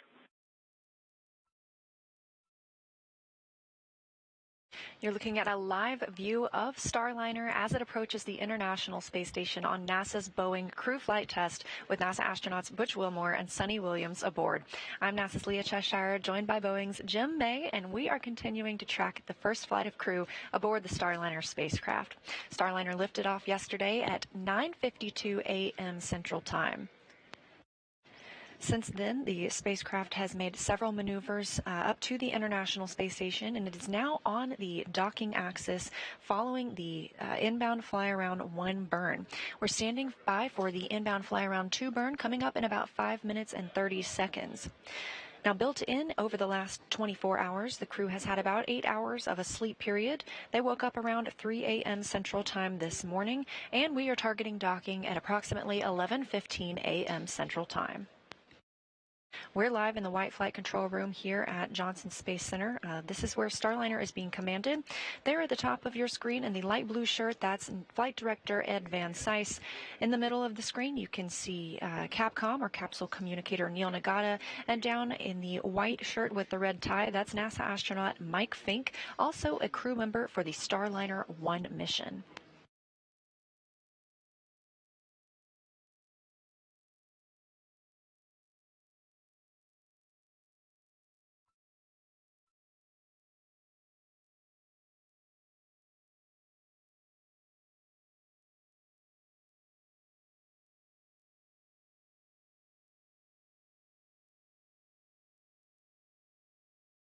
Now, as we are here in the White Flight Control Room in Houston, we have a team member just across the hall. That's NASA's Gary Jordan. He's in the International Space Station Flight Control Room, keeping up with the other spacecraft that we are monitoring today. That's the International Space Station itself. Gary, how's it going over there? Hey, Leah. Hey, Jim. Really good to be following this flight with you today from the International Space Station Flight Control Room. Teams here are led by Flight Director Vincent LaCourte, working hand in hand with Ed Van Cise just down the hall. The two, in synchronized fashion, are walking through the steps very methodically, like a choreographed dance. Starliner's burns have been executed precisely according to the timeline. Everything tracking well on the International Space Station side. Right next to him, you'll see Will Vu. He's the Capcom from here in Mission Control, Houston, relaying the procedures and following along with, of course, all of the different operations, but his job is to talk with the crew aboard the International Space Station. 7-member crew is currently aboard and awaiting the arrival of Butch and Suni. It's NASA astronaut Matt Dominick's job inside the International Space Station to monitor Butch and Suni's arrival. He's there in the very front, slightly to the right, NASA astronaut Matt Dominick, and of course complemented by the entire Expedition 71 crew. They're following along. The station is prepared and ready to receive the Starliner. We have the exterior lights off. The solar arrays are parked in a configuration ready for the docking, and the attitude is right on track.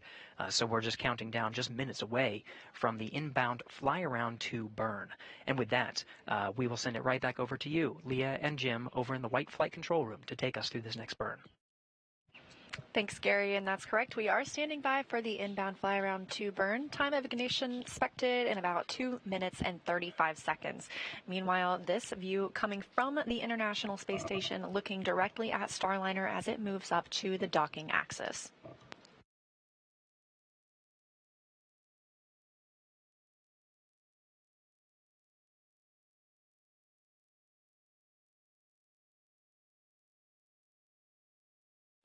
This IF-2 burn is just a small adjustment from the IF-1 burn. It will help flatten out Starliner's trajectory to get it to point more towards the approach corridor on the Node 2 forward docking port of the Harmony node.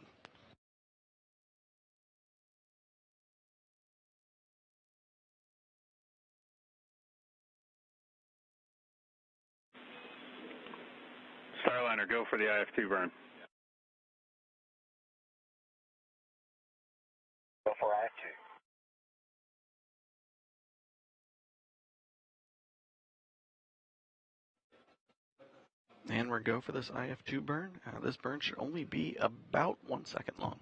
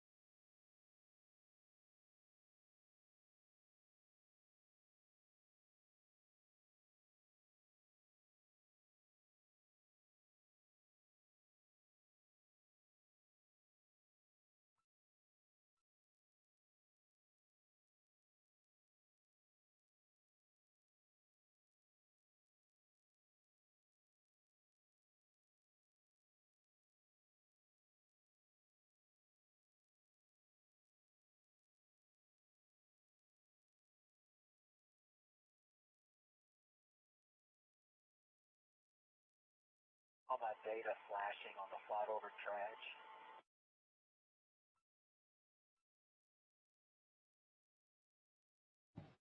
And coming up on about 5 seconds to the burn.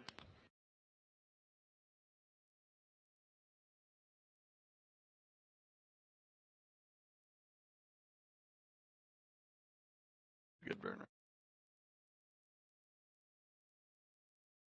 And you saw the thrusters fire for the IF2 burn.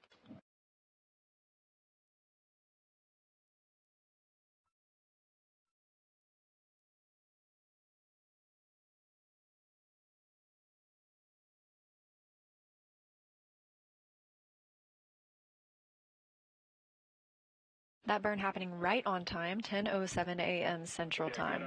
IF2 burn, and Butch, say again for data flashing on orb track.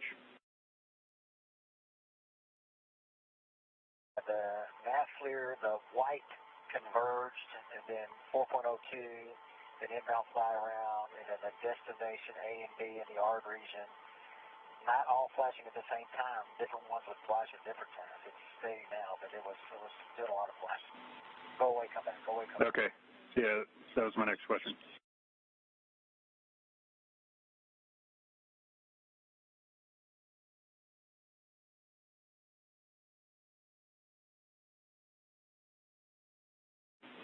Yeah, and good report. Thanks, Butch. We'll have to take a look at that one.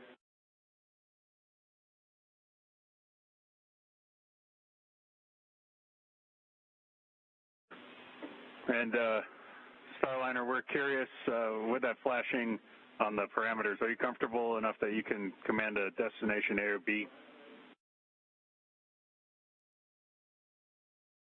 Yes, now it's not doing it. I could have done it before as well.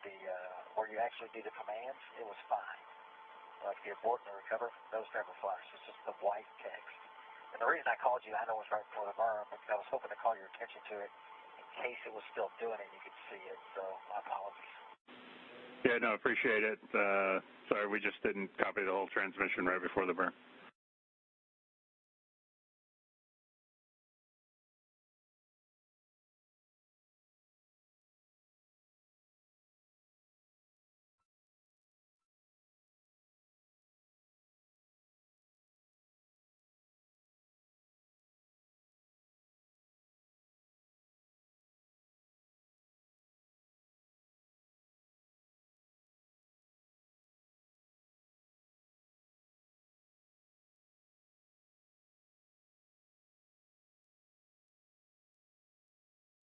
With completion of the IF2 burn, that's the inbound fly around 2 burn, we are now looking toward the ACI burn in 12 minutes. That's the approach corridor initiation. So at that point, the Starliner spacecraft will be about 300 meters in front of the International Space Station, directly in front of the Node 2 forward docking port where we are headed today.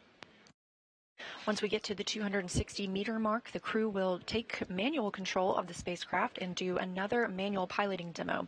This time looks like we will have good visuals from the space station to see it. We've now stepped into a satellite handover.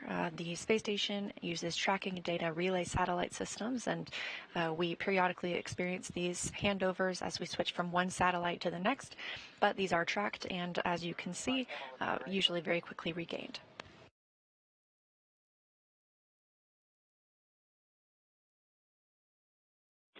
Roger.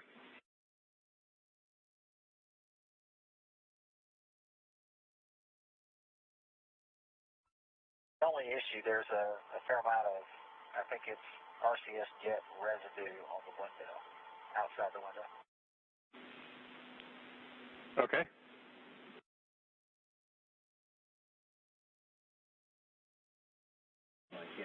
Yeah, Butch, we're assuming you're talking out the IVA hatch window for the centerline camera. That's affirmative. I mean, all of our windows have it. It's pretty much covered, but yeah, that one, it's not objectionable. I'm just letting you know it's there. Okay, copy.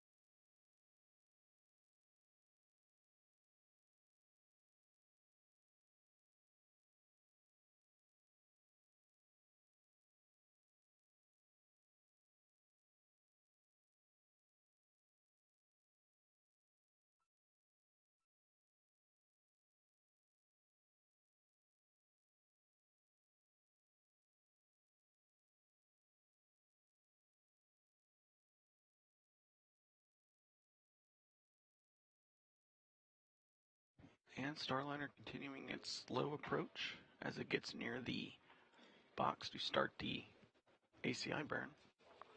Starliner is currently 451 meters away from the Node 2 forward docking port, currently approaching at about 0.22 meters per second.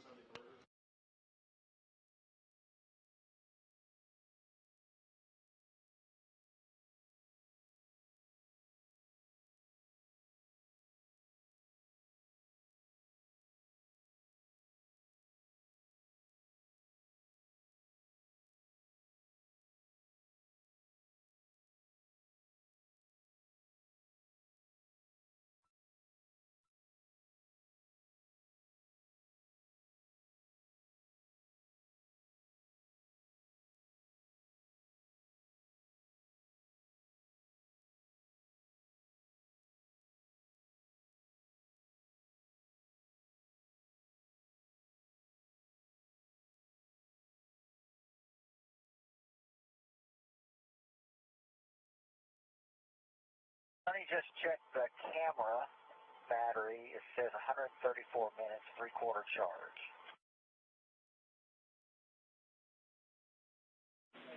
Okay, yeah, copy that. And but you should have the battery charge on the tablet overlay itself.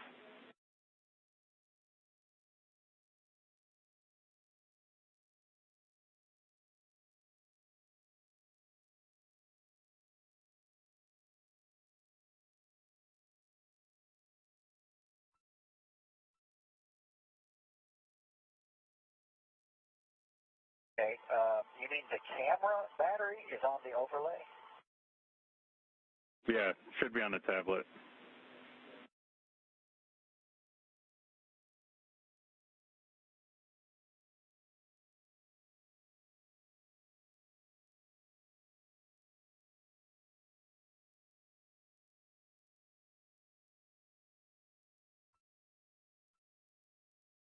Always learn.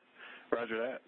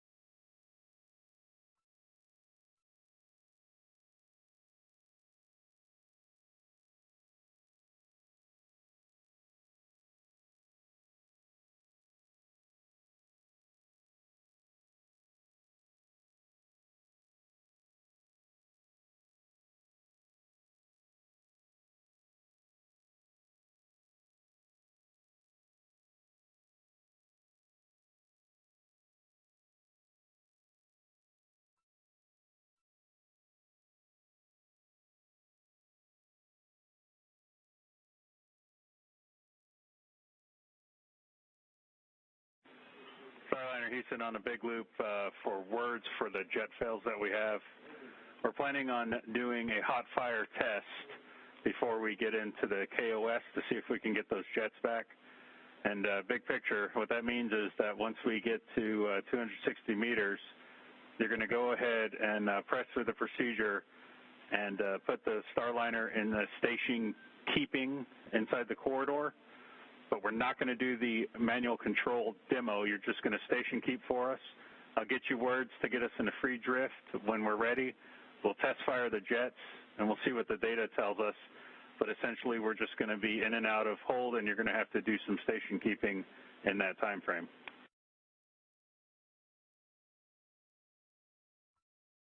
Okay, so at 260 meters, you're going to want me to take manual control and station keep at 260 meters and just hold it there. And then we'll go free on your call. You'll do your jet fire, and then we'll go from there. Yeah, that's good words. That's good words for now. I'll get you more detailed words once we get there, and we'll have to coordinate that for you. And just be advised, we're gonna want to know if you can hear or feel the jets. So we'll be in back and forth comm during that time period.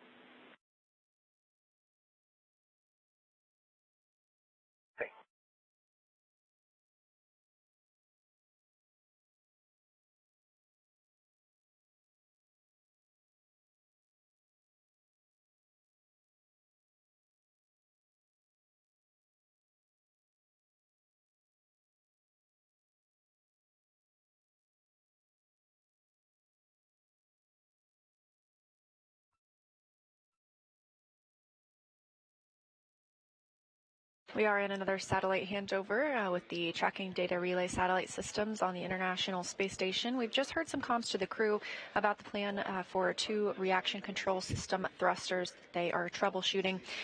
We have an upcoming ACI, that's approach a corridor initiation burn in 3 minutes, 18 seconds and counting. And after that occurs, we will reach our 260-meter hold point. We anticipate that hold point around 10:24. This is originally where we were planning to switch to manual mode and go into the manual piloting demo. We are still going to switch into that manual mode and troubleshoot those 2 reaction control system thrusters on the service module by conducting a hot fire test. After that is complete, the crew will have the opportunity to conduct their manual piloting demo.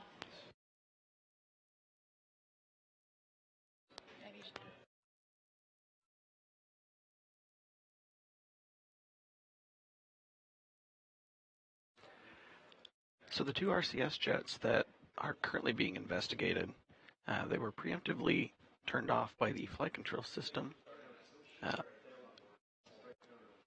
with some sensor values that were slightly above the conservative bounds that we have set. So that's the reason why they're going to do a test of those to see if they can bring them back into the active set of thrusters.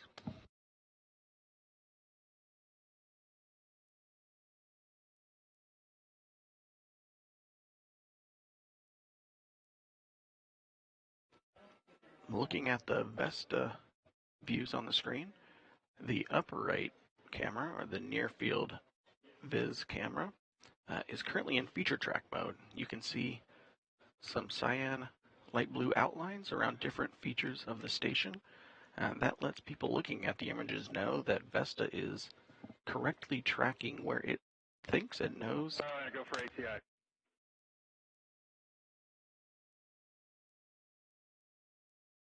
Go for ACI. Those outlines letting people on the ground know that Vesta is accurately tracking the outside of station. We also heard a call up to Commander Butch Wilmore that the crew is go for the ACI burn.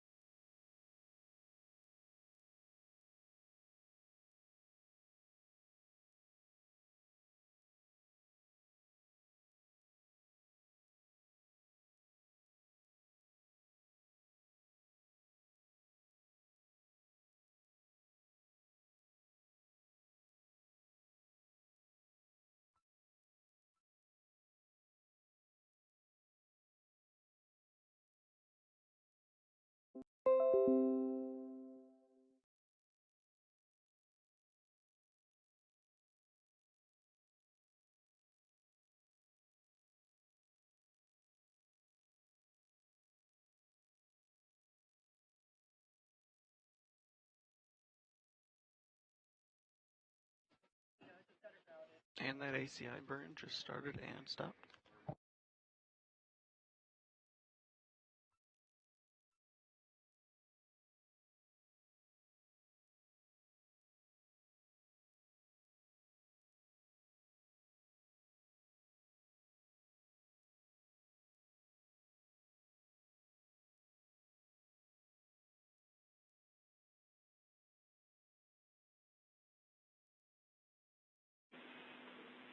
Starliner, good corridor burn. Go for station keeping at 260 meters.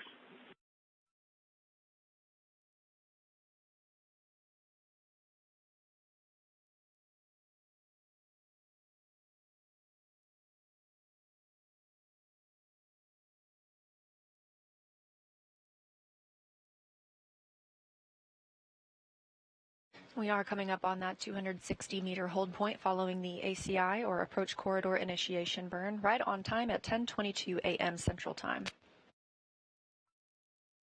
Again, we are tracking 11:15 a.m. as the earliest opportunity for docking today. However, it is a docking window, so we can hold. Big loop, good corridor. Go for station keeping at 260 meters.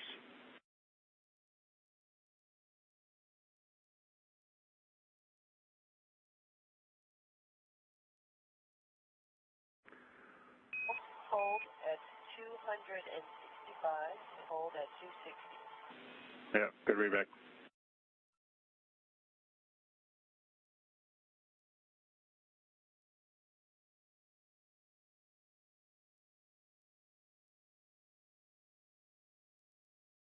Starliner coming up on 260 meters. Butch and Suni are going to begin the hold at 260 meters.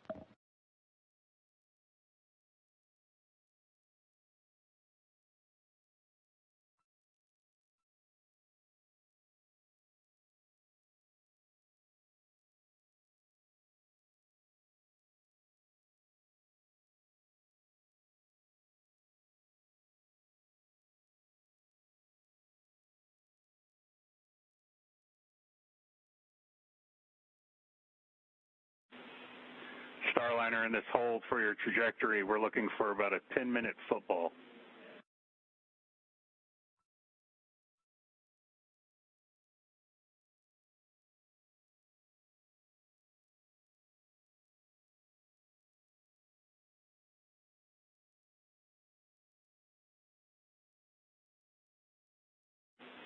Starliner getting ahead here for the hot fire.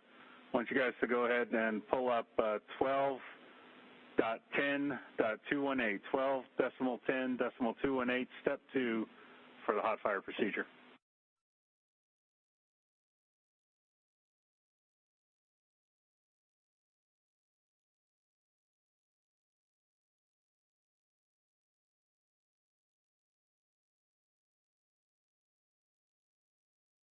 Okay, 12.10.218, we had a pulled up, we're looking at step 2. Okay, roger.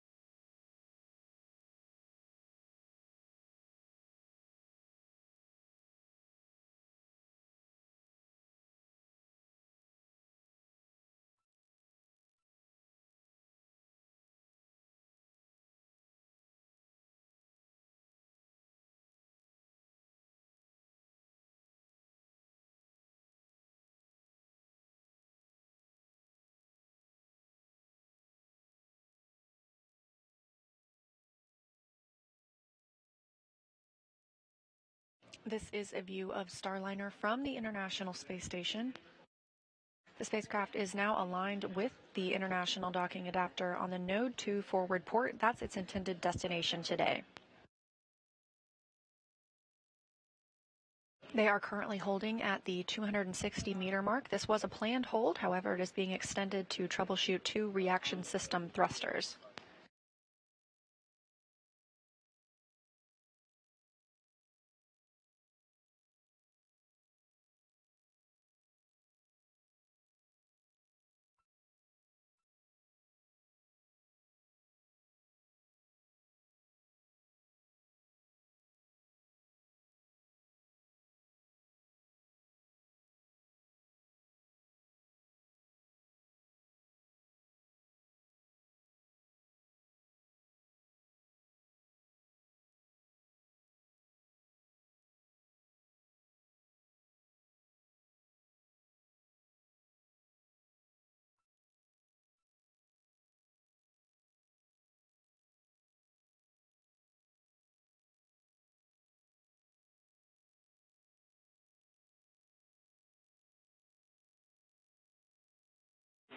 And Starliner, we see the B2A2 jet failed off. Still talking about it, still good for control.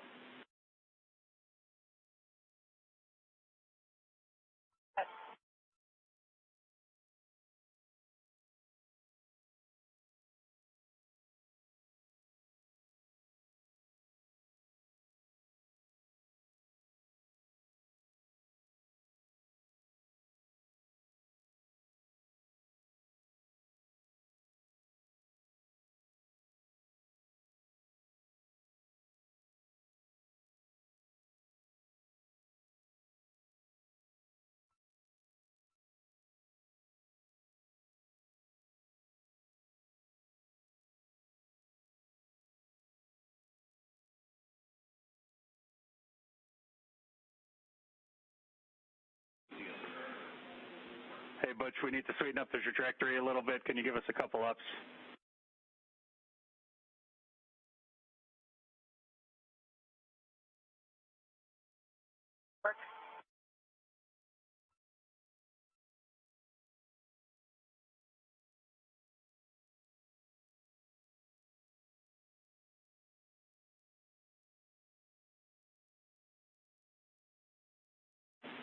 And Sunny, confirm you've got the procedure pulled up.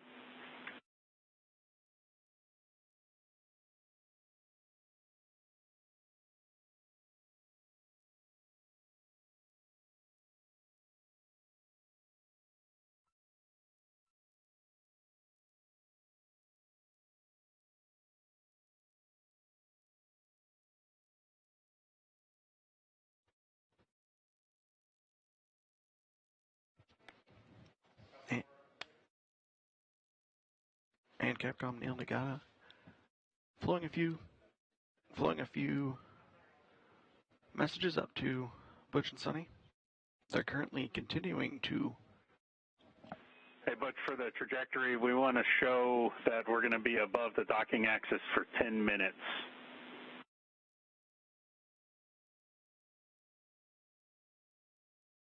Do that?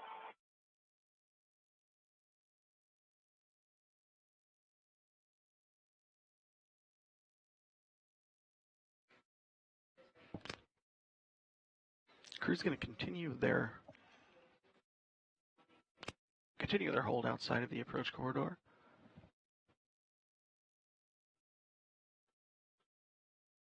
Mission and ground controllers continuing to analyze the data coming in from the RCS jets.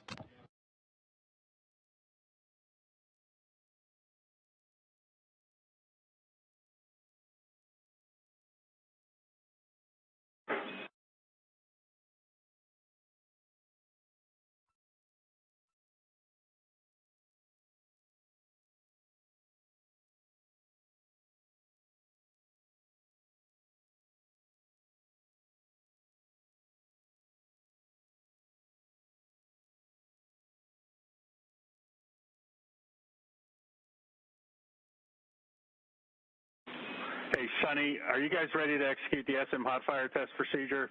We lost another jet, S1A1.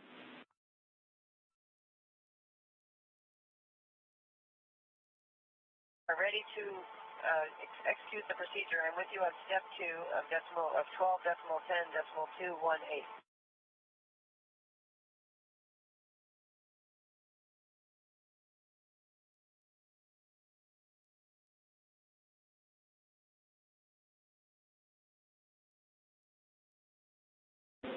Okay, you guys are go to execute step 2, and in between the hot fires, please damp rates.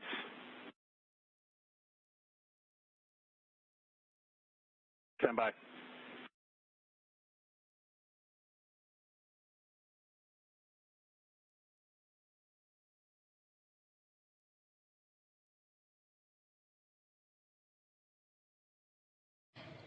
The crew aboard Starliner is preparing to conduct a hot fire test of the thrusters that are currently down. Teams here in the room are continuing to work those procedures. Again, we are at a 260-meter hold point. Starliner, execute step 2 now, please.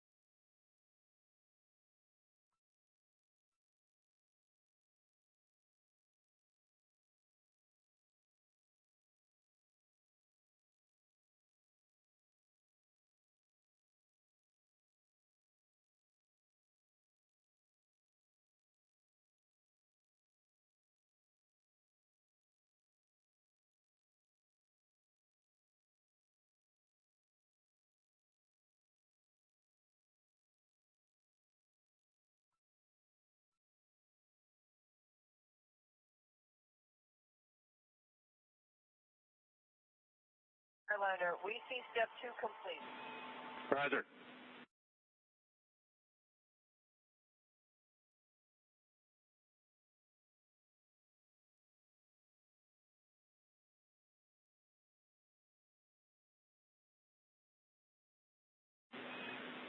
Okay, Starliner, we're about to hot fire S2A2. Stand by.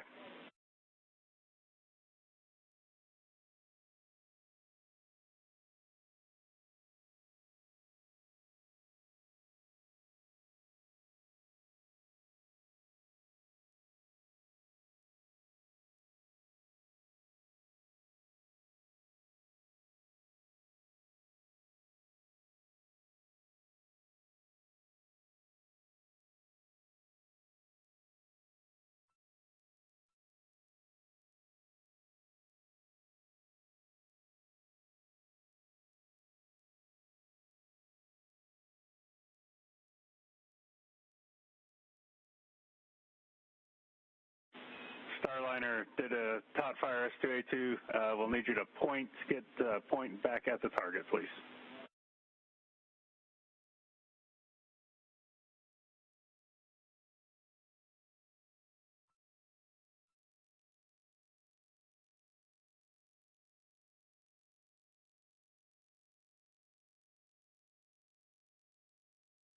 And Starliner, curious if you heard or felt anything for that test fire. We did. Roger. All right, we're going to go for the next one now.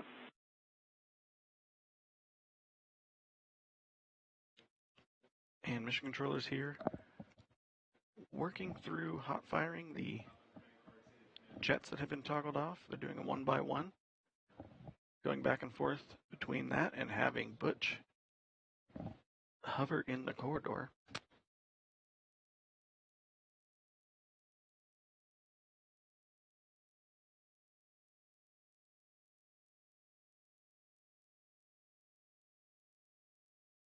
Ready for hot fire. Okay, B1A3 was just hot fire. Did you feel or hear anything?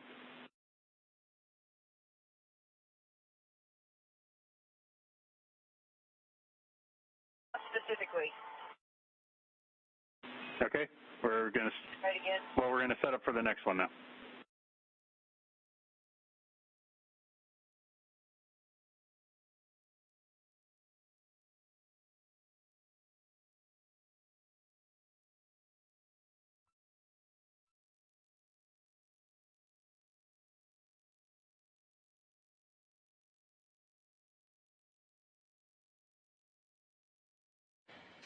Flight controllers have conducted 2 hot fires on the Starliner spacecraft reaction control system thrusters.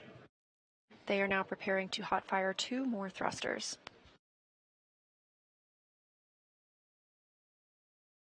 Butch Wilmore continues to manually pilot the spacecraft. Okay, copy that. We'll be on air to ground 1. ISS is in the handover.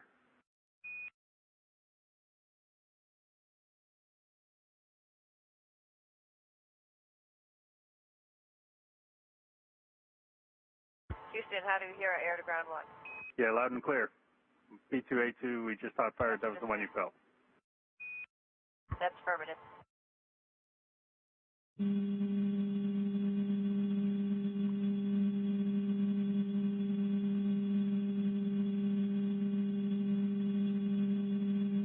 We'll take talk listen on space to space. We'll go back to the big loop. It works, changing. Okay, we're about to fire S1A1. Stand by.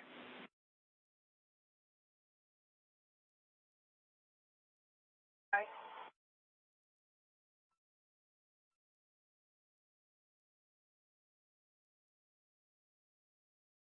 Heard it.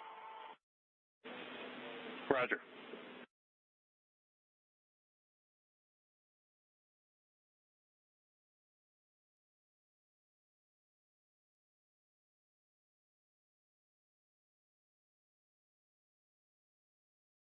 That completes the hot fire test at the 260-meter hold point. Teams on the ground hot fired 4 of the reaction control system thrusters. These are located on the service module. The crew was able to report they felt all but one of those, or heard all but one of those hot fires. And the engineering teams here in Houston still analyzing the data they got from the hot fire tests.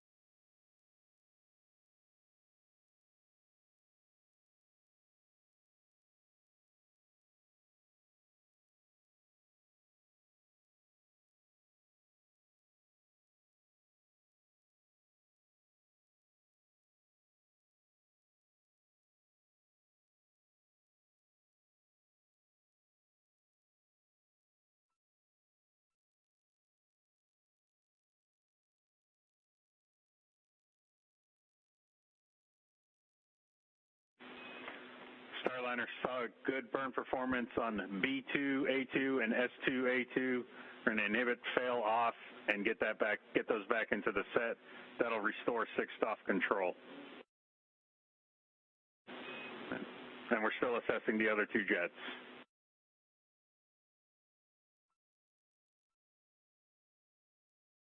Okay, we're standing by. You're going to do the inhibit, fail off, and we'll be standing by for cleanup procedures. Yeah, good read back. Drifting out to 265, looks like. You want me to fire forward and maintain closer to 260, or just let it drift?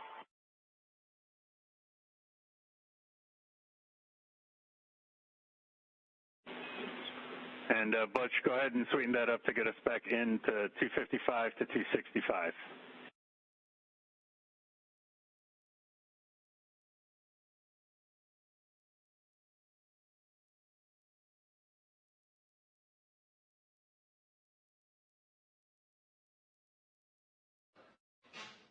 And during the recent hot fire test of the RCS jets that had been temporarily deselected,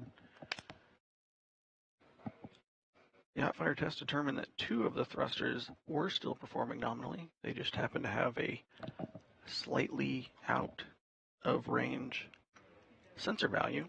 We have sensor value ranges set fairly conservatively, which is part of the reason why we do the hot fire test, to verify that they are still working. Mission controllers are still analyzing the other 2. B2A2 is back in the set. We have 6th-off capability back.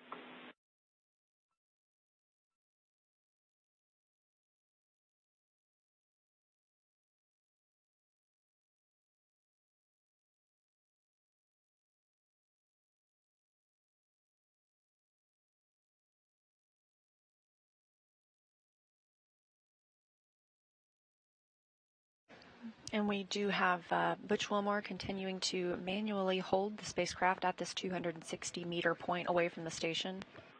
Starliner, we can go ahead and take step 9 with the following deltas.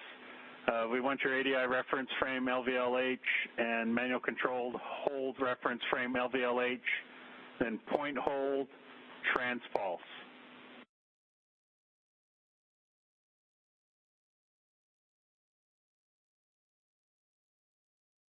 LVLH, point hold, transpulse, and we'll put that to work now. Good read back. And once you're there, go ahead and sweeten up your pointing to get it back at the target.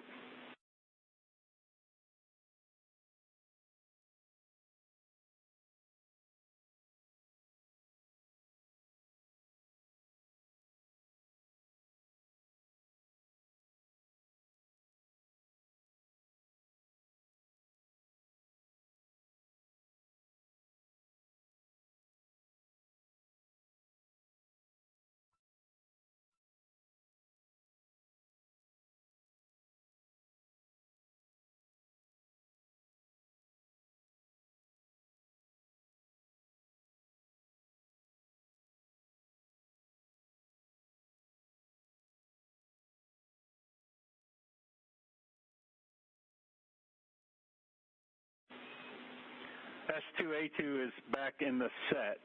We're looking at the data for the other two jets. Say again, Sonny? You want us in trans-pulse point hold, is that correct? Or auto? No. Yeah, point hold, trans-pulse.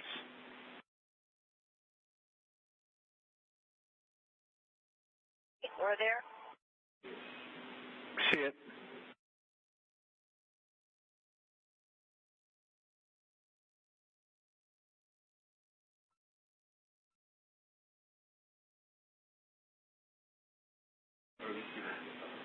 All right, Butch and Sunny, we're ready for the manual piloting demo at your leisure.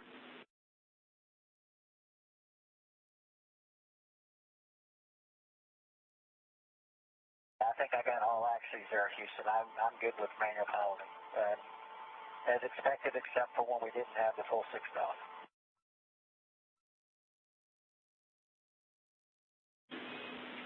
All right. Yep. We're just confirming you got all axes and you're happy with it. And we're still looking at the data down here. I'll get right back with you.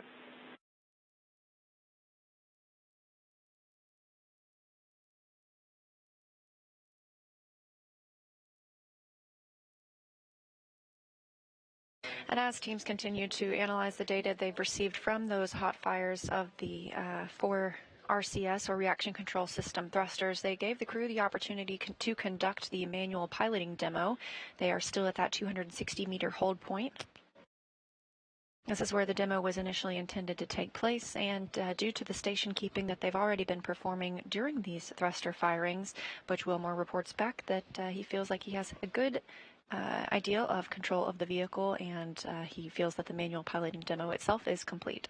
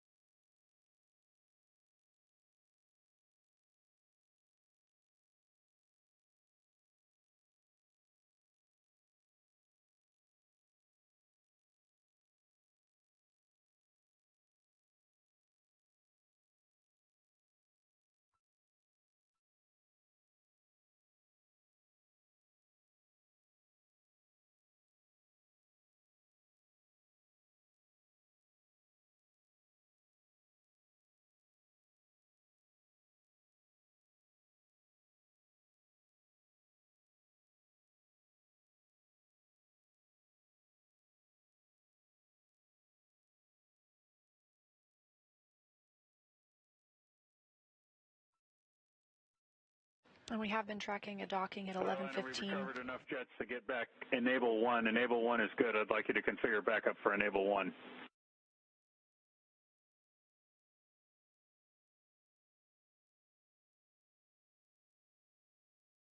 Enable 1 on, enable 2 off. Roger. We were tracking an initial docking time of 11:15 a.m. Central Time. However, that is a window. That was just the first opportunity. So even this extended hold, we still have the opportunity to make that first docking window.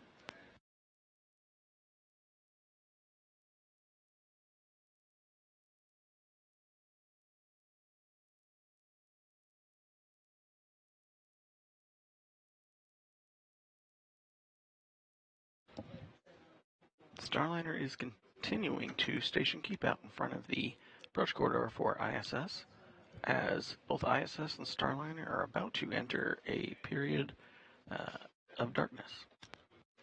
Sun going over the horizon for them.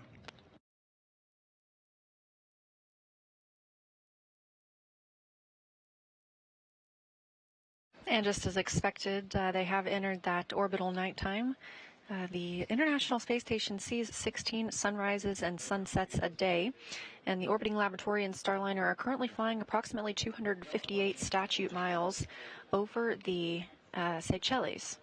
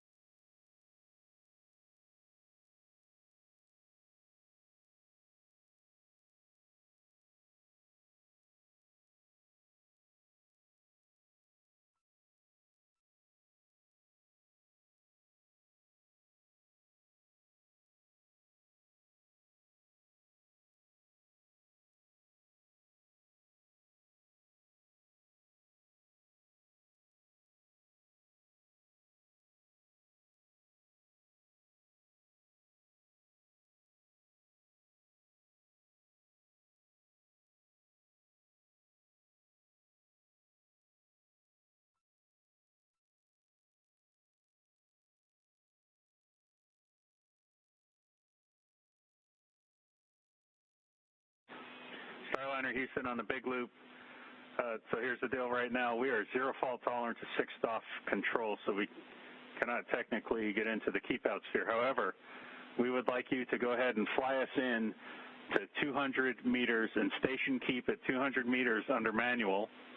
And for reference, the attitude that we're targeting is going to be roll pitch yaw 179, 173, and 4.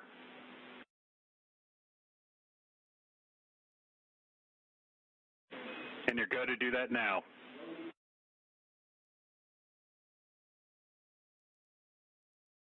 Copy, coming in 200 meters. Roger. There's still some discussions here in Mission Control with engineers looking at the data from the hot fire test. In the meantime, they're having Butch and Suni move Starliner to a slightly closer position as they await the results of the analysis from the hot fire test.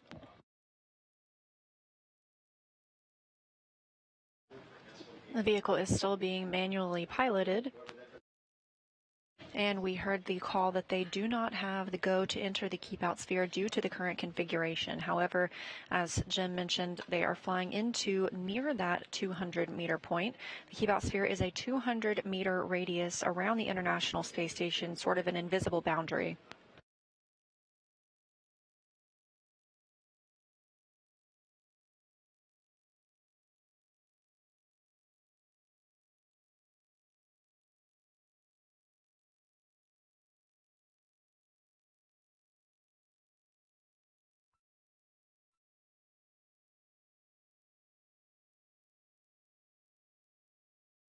The keep out sphere and that 200-meter radius, again, it's a way to govern the arrival and departure of vehicles.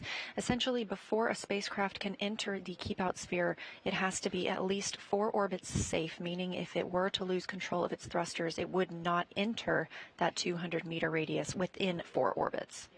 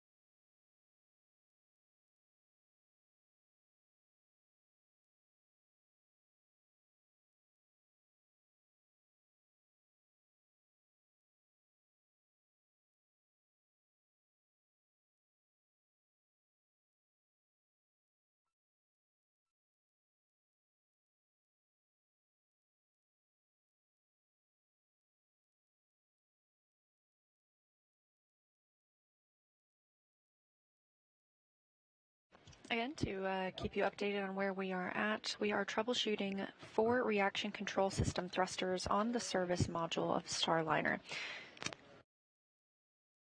At the 260-meter hold point, the crew was scheduled to conduct a manual piloting demo. They did so by station keeping while those 4 thrusters were hot-fired, meaning they're trying to regain use of them. We've received confirmation 2 of those have been recovered, and they have instructed the crew to move into the 200-meter point. Currently, the crew does not have the go from the teams to move into the keep-out sphere and continue its approach to the International Space Station. We were anticipating docking at as early as 11:15 a.m. Central Time. We will not make that timeline, but we are still in a docking window.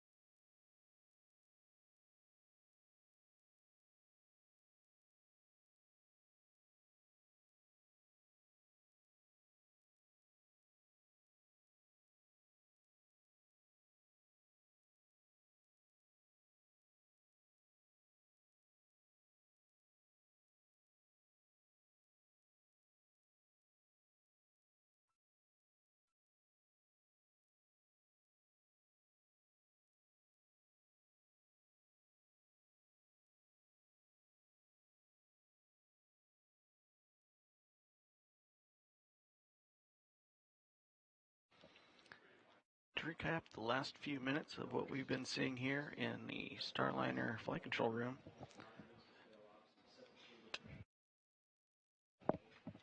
Starliner crew, Butch and Suni, did some manual station keeping, as well as helped do a hot fire test for some of the RCS jets that were automatically taken out of the set for use.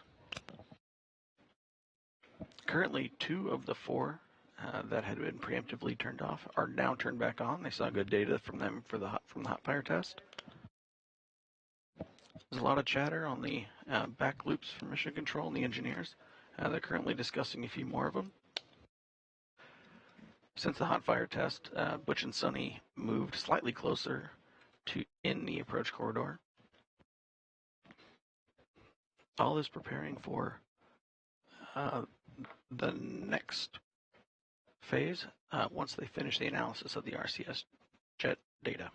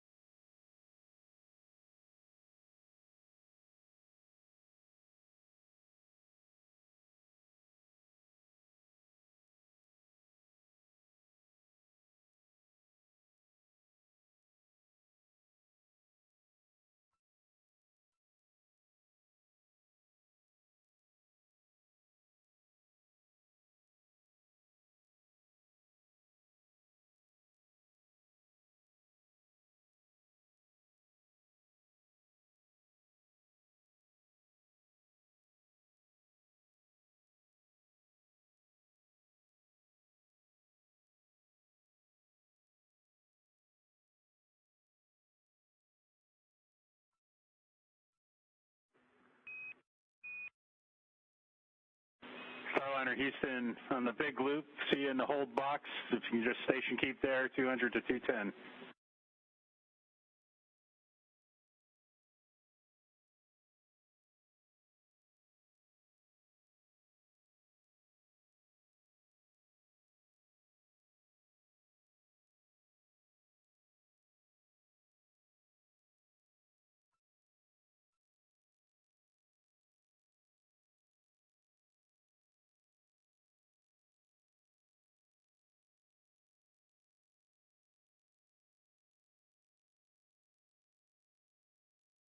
If you're just joining us, we are covering the first flight test of astronauts to the International Space Station aboard Boeing's Starliner spacecraft. This is NASA's Boeing crew flight test. The crew lifted off yesterday at 9:52 a.m. Central Time and is currently about 200 meters away from the International Space Station and holding. They do not currently have the go to enter the keep-out sphere and proceed with the docking process, as they are troubleshooting some reaction control system thrusters that failed on the service module.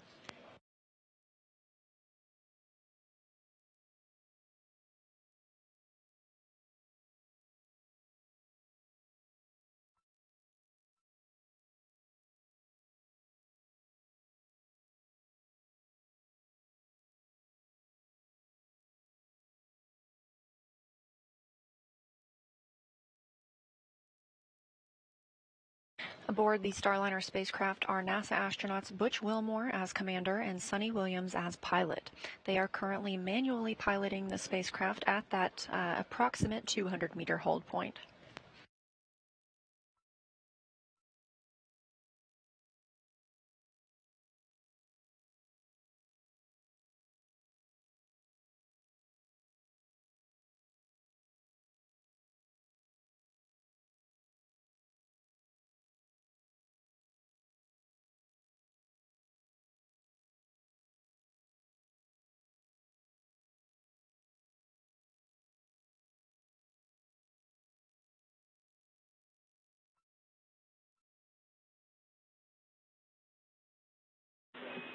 Re-enabled to B1A3, talking about our next approach. Just give us a few minutes.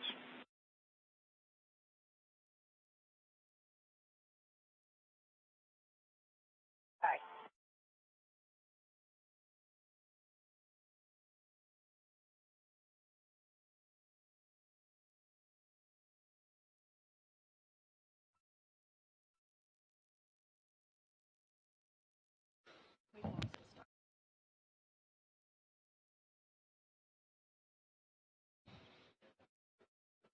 And flight control teams here in Houston have re-enabled the B1A3S service module RCS jet, which is only still station keeping Starliner, hovering between 200 and 210 meters out in front of the approach corridor for the Node 2 forward Harmony node docking port. A little more info about these RCS thrusters. These are reaction control system thrusters. There are 28 of them, and they are located on the service module. That's the lower portion, essentially, when you look at Starliner. The service module does not return to Earth. Also on the service module are 20 OMAC thrusters. That stands for Orbital Maneuvering and Attitude Control. OMAC thrusters are used for larger burns. Meanwhile, the RCS thrusters, what we are currently troubleshooting, these are used closer to the International Space Station. They allow us to make more fine-tuned changes to the spacecraft's trajectory.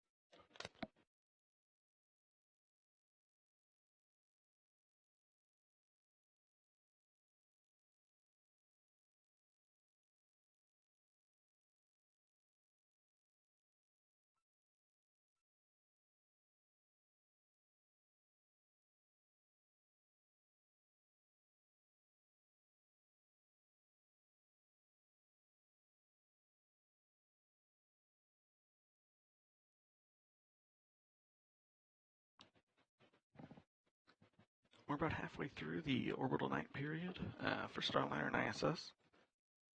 Still some analysis being done on the data from the hot fire test, as well as determining which docking window may be available for Starliner once they have. Starliner Houston on the big loop. Just be advised, looks like you're doing great flying there at in the hold box. We lost the first docking window. We're going to still analyzing all the data and getting a path to approach for the next docking window.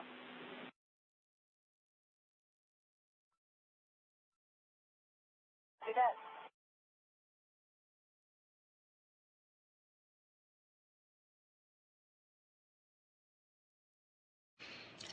That call to the crew from Capcom Neil Nagata here in the White Flight Control Room in Houston, Texas at the Johnson Space Center.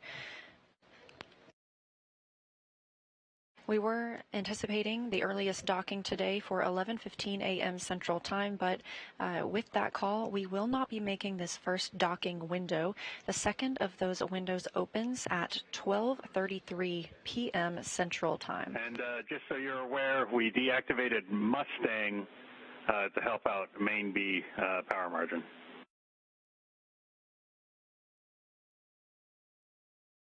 See that?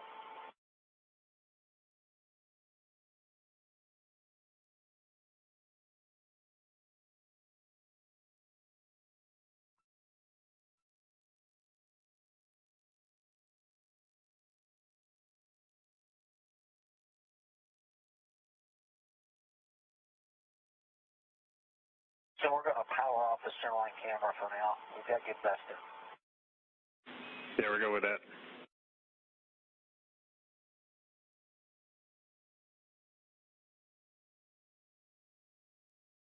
The crew is just outside that 200-meter keep-out sphere from the International Space Station.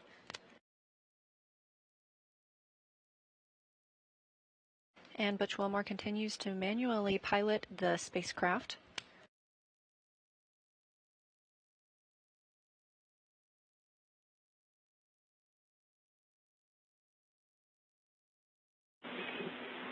Starliner Houston, we'd like to get back at some level of automation for the hold. So we'd like to take a destination B, retreat 200 meters, then trans auto and point auto. And we're just sit tight here for a minute. Okay, you want to do that now or sit tight? No, I'd like you to take those actions now. Destination B, Bravo, then trans auto, point auto, and then what I was saying is we'll sit tight at 200 meters while we're taking a look at the data and getting a path back in. Okay, we covered it. We're going to go destination Bravo, retreat to 200 meters. Then we're going to go point auto first, and then trans auto. Yeah, sounds great.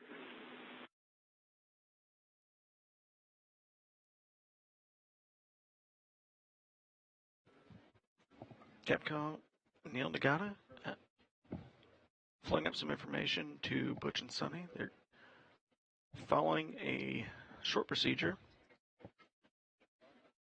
to get Starliner back into autopilot mode.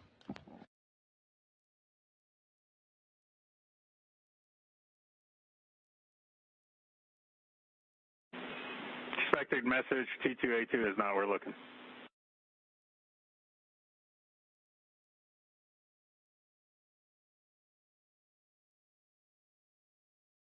Copy, stand by.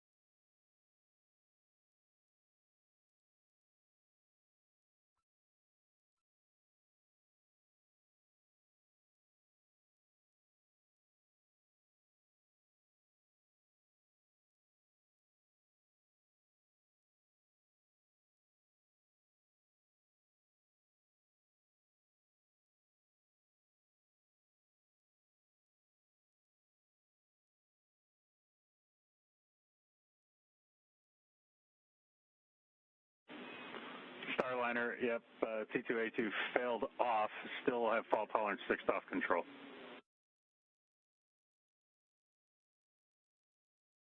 Copy.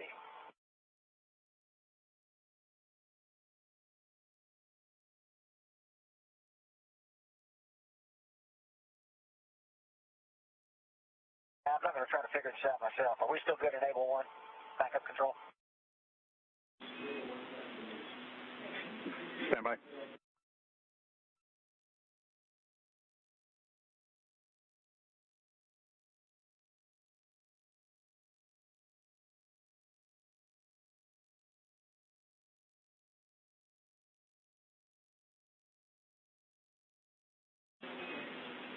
All right. Butch, with S1A1 and T2A2, both enables are degraded, so you might as well leave it enable 1. And like we talked about last night, if you have to drop the backup, you'll just have to find the right switch to accomplish what you need to accomplish.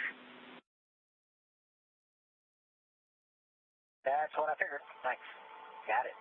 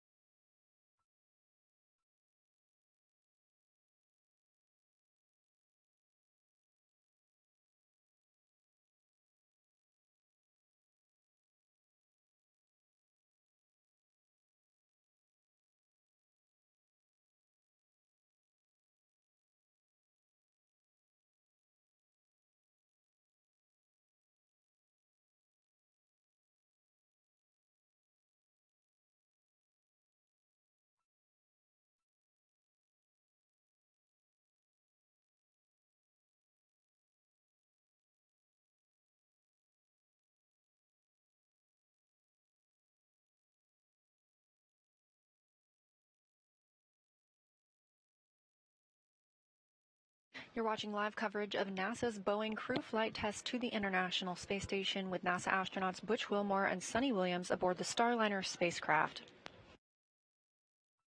We were tracking an initial docking time of 11:15 a.m. Central Time. We will not dock during this during this current docking window. The next docking opportunity opens at 12:33 p.m. Central Time. That window closes at 1:19 p.m. Central Time. The crew is currently backing away from the 200-meter radius known as the Keep Out Sphere at the International Space Station. They will hold at about 250 meters away. About 45 minutes ago, the teams noticed there were some reaction control system thrusters. These are on the service module of the spacecraft. 4 specifically were beginning to fail off, meaning they would need to be reactivated. The crew took manual control of the spacecraft at the 260-meter hold point and conducted some manual piloting while those 4 reaction control system thrusters were fired.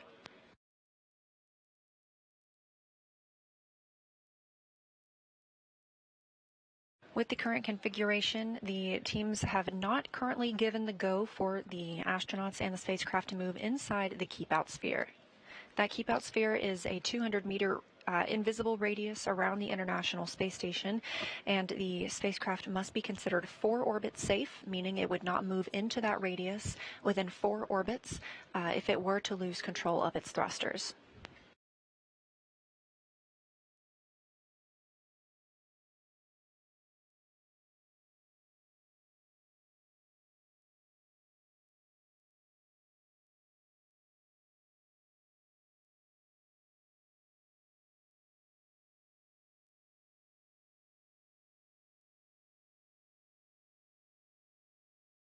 We are operating out of 2 flight control rooms here at Johnson Space Center. On the left, you see Capcom, or Capsule Communicator, Neil Nagata.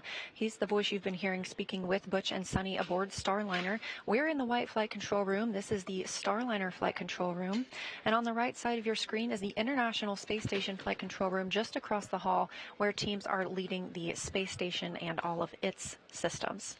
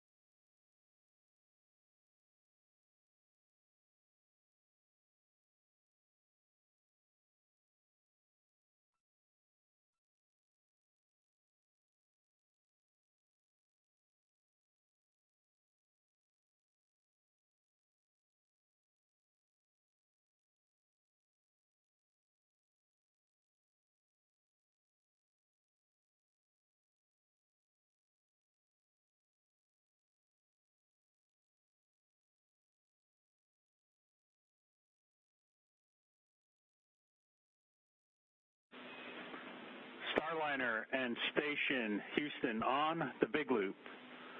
Right now, Starliner has enough capability. We have fault tolerance of 6-off control to press in. However, we'd like to do that press in about 17 and a half minutes from now. Given that, we're going to go ahead and perform another hot fire to see if we can recover the T2A2 and S1A1 jets in the intervening time. So for Starliner, once we get into insulation here and get our optical cameras back for Vesta, we're going to get back into the SM hot fire test procedure. Starliner copies. Sunny's pulling it up. Station copies.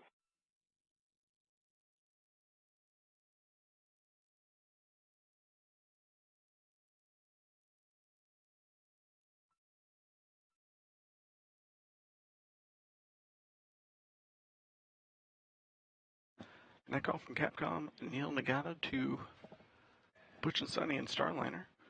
They have analyzed the data from the RCS thrusters they've gotten back, the ones that have been enabled. They do have 6-off control of Starliner, which means they are currently go for a docking. They're currently planning on moving in for the next docking attempt. Again, that next docking window opens at 12:33 p.m. Central Time. In the meantime, they are going to conduct a couple more hot fire tests to continue attempting to recover 2 of those RCS, or reaction control system thrusters.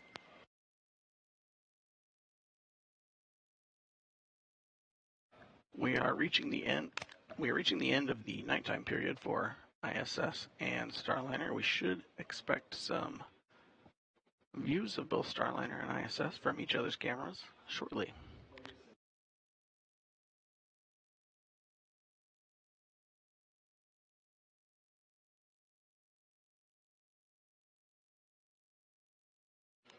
There is a possibility to hot fire some of the jets again during this time period. We will wait for a call from the Capcom. Starliner for the hot fire. The plan here is we're going to hot fire 3 jets, B1A3, T2A2, S1A1. Part of the reason we have to go back and take a look at B1A3 is because we had an attitude correction. We told you to do it, and it kind of muddied the rates for B1A3. So to get confidence back in it, what we're going to do here is we're going to have you go, go to point hold and manual, right? And then we're going to sweeten up the station keeping. We're going to go to free drift, and then we're going to go ahead. I'll let you know when we start firing those jets. You'll be hands off until I tell you you're hands on.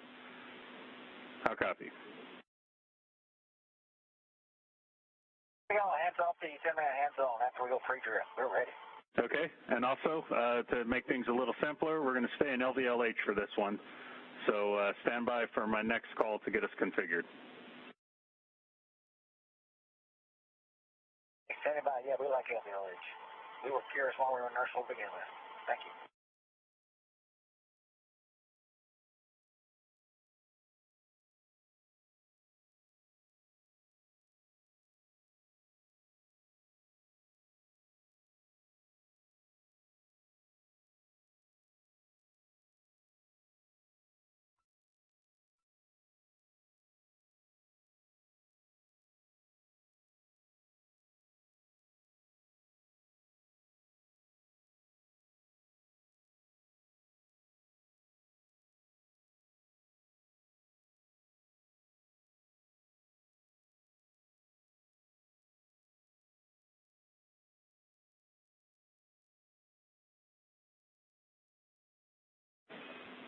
Starliner will take a point hold transpulse when you get there.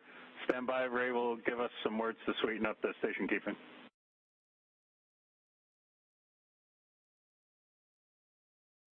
Okay, we are point hold transpulse.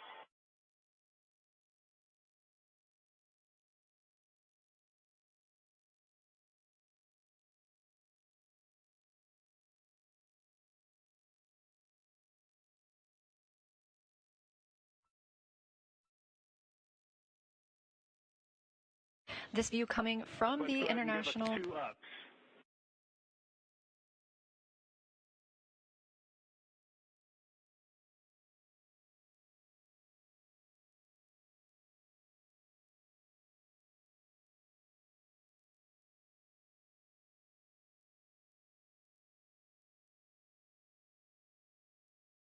All right, Starliner, we'll take point free, hands off. Free, hands off.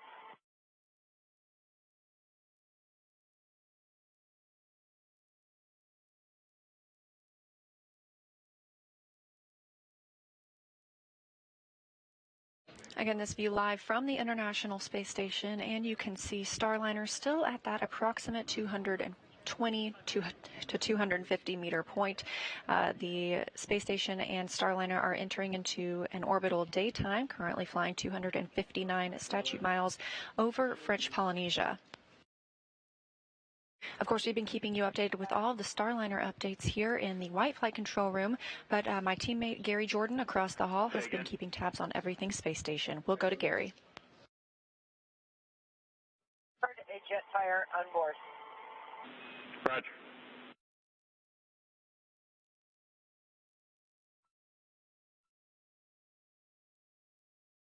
And this is Mission Control Houston. Of course, we're following along every step of the way with the teams over in the next flight control room following Starliner operations.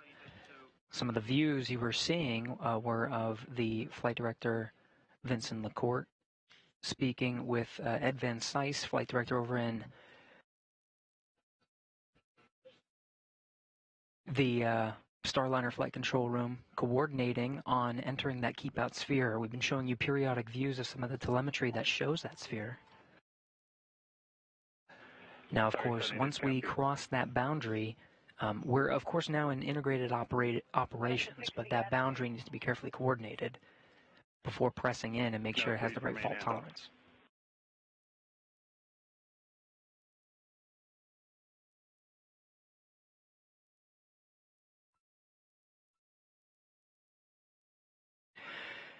Outside the keep-out sphere now, Butch and Suni remaining in a hold position.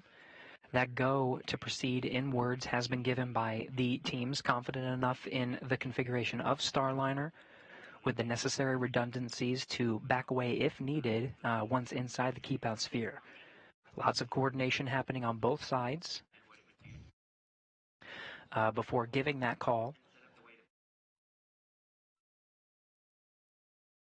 But from the International Space Station flight control team, there is enough confidence in the configuration to go ahead and press in.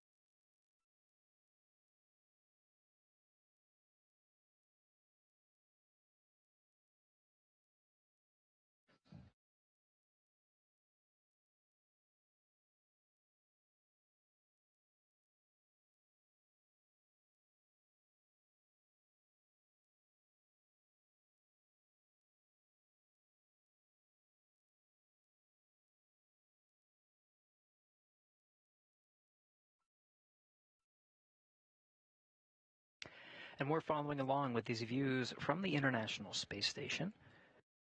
Getting great views, the sun reflecting. Starliner, we'll take point, hold, and then point back at the target, please. Take hold, and we will point back at the target. Good read back.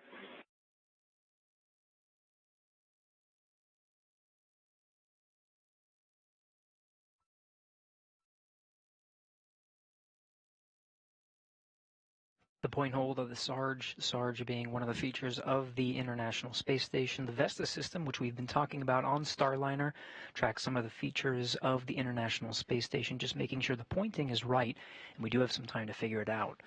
Again, there's another about 8-minute window before the crew is given the go to press in inside the keep-out sphere. Now, there are several milestones once we press inside the keep-out sphere. To enable a docking, the window of which starts at 12:33 p.m. Central Time this afternoon. But once inside the keep-out sphere, the crew is scheduled to have a 10-meter hold point. We're not pressing in straight from the current position, just outside, just about 200, a little inside 220 meters right now from the station's forward port.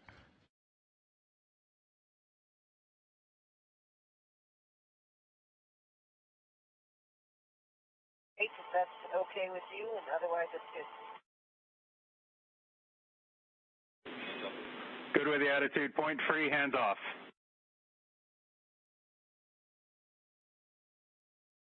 Attitude point free, hands are off.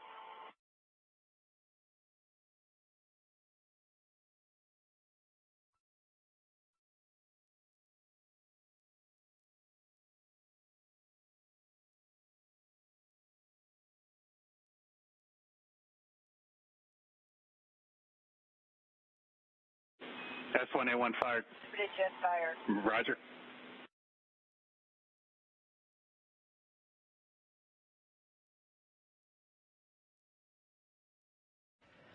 Capcom Neil Nagata in the Starliner flight control room. The voice you're hearing inside Starliner is Sonny Williams, confirming that when the ground teams enable the thruster firing for that hot fire test, which had been reported to the crew. We got a pretty good yaw rate. Let me fix this. Negative. We're firing B1A3. Stand by. These numbers you're hearing are the specific thrusters. And we heard it. Roger that. We're looking.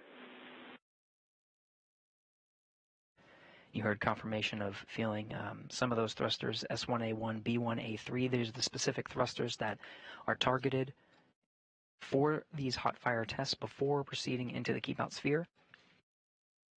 Again, the teams are comfortable with the current configuration with some of the reaction control thrusters.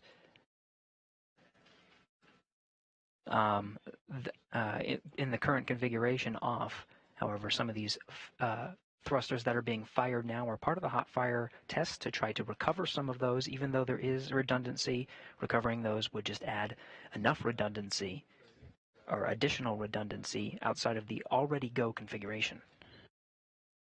The crew reporting that they are feeling those thrusters as they are hot fired. Okay, we'll take point hold to get us back on target track.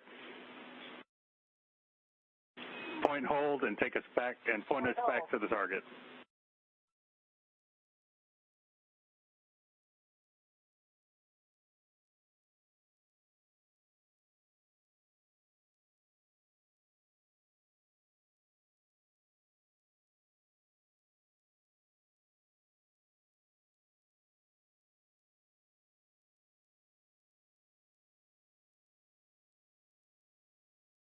Okay, we'd like to do translation.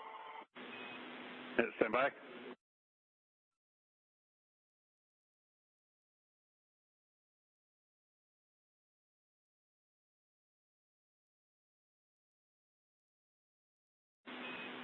Starliner, your go to translate back to the hold box manually.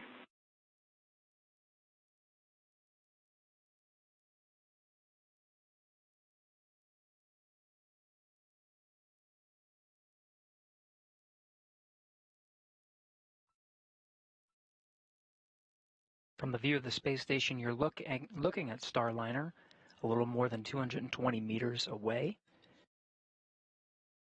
The crew has been given a go to switch back to manual mode and push in just a little bit to the hold box before pressing in.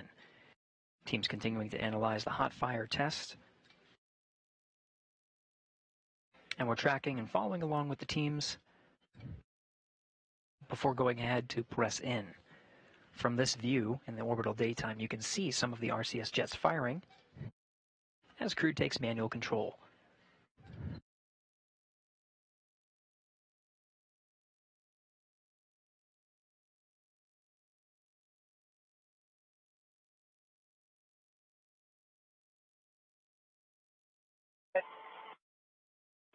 Say again, Tony. Back in the box.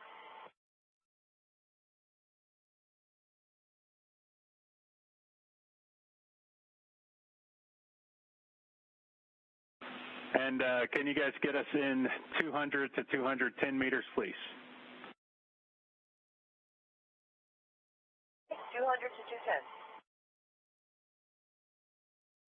210. Starliner crew confirming. From the ground, they just need to push in just a little more from where they are. An extra 10 meters or so should get them inside the box, the planned hold box. Again, and they'll continue to hold there. Right now, the crew on manual flight and continue to hold there until given the go to press inside the keep-out sphere. We're just a few minutes away from the scheduled time that the crew is scheduled to depart inside the keep-out sphere. We'll follow along with the teams as they give that go.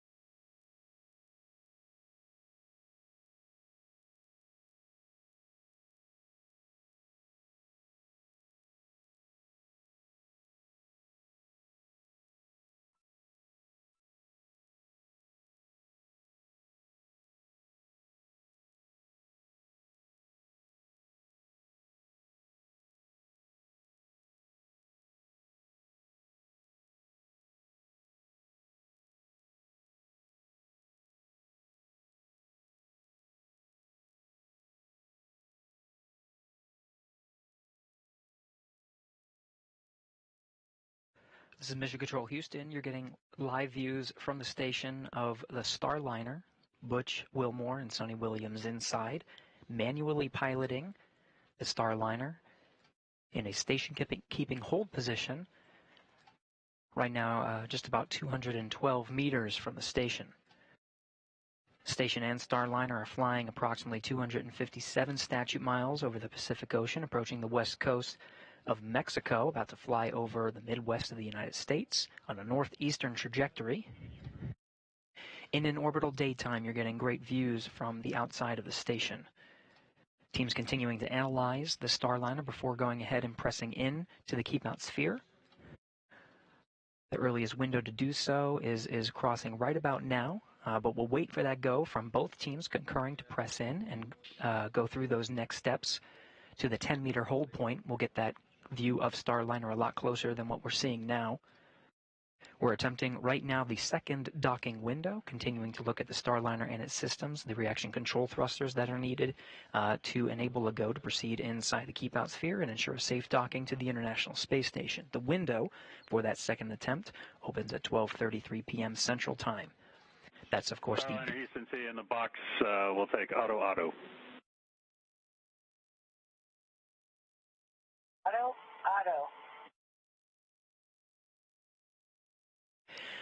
The crew manually flying again and station keeping within the hold window inside, right now inside 210 meters. Given the go to switch to auto hold mode, giving Butch and Sunny a break from stick time, holding in that position before proceeding inwards towards the keep-out sphere. Again, we were talking about the windows. 12:33 is the beginning of that window. 1:19 p.m. Central Time is the back end of that window.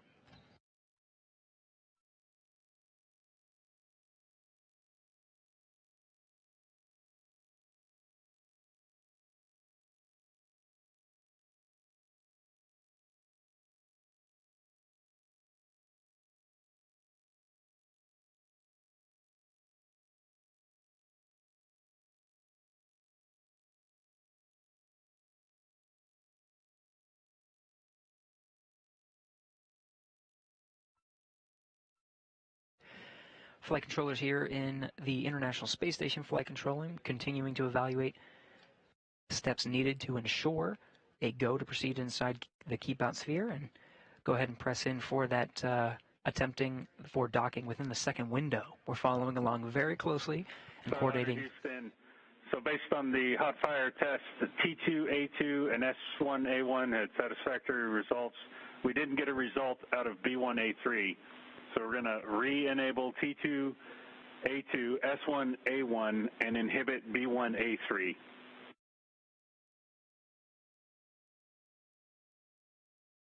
We copy all. You're going to inhibit B1A3.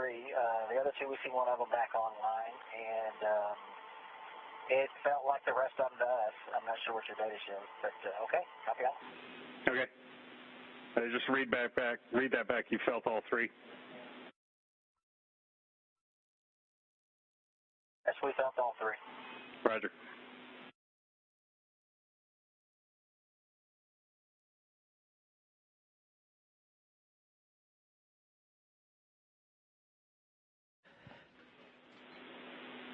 And by getting back T2A2, backup enable 1 became full again. And I don't think you switched out of that, but we're still go backup enable 1. Copy that. Enable 1 on, enable 2 is off. SMRCS. Roger that.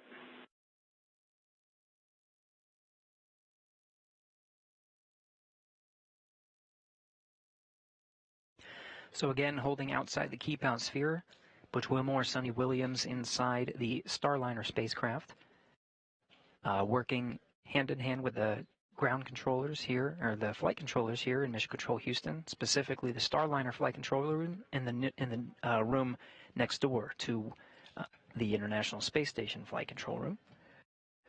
The teams worked together to hot fire some of the reaction control thrusters that went down. Looks like some of the reaction control thrusters, 2 specifically, performed well, so those will be re-enabled. 1 did not perform so well, so they're going to go ahead and inhibit that particular thruster. That one's B1A3. Currently analyzing the configuration before pressing in. The flight control team here in Mission Control Houston, the International Space Station flight control team, working hand in hand to make sure that we are jointly operating within the flight constraints needed to press inside the keep-out sphere. Flight Director Vincent LaCourte here in the International Space Station flight control room, working hand in hand with Ed Van Cise, the flight director in Starliner Mission Control. We're continuing to follow along here in the International Space Station flight control room.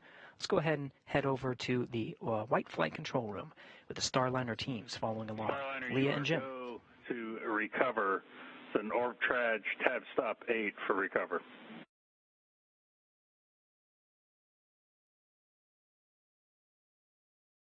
Stop 8, recover. Here we go.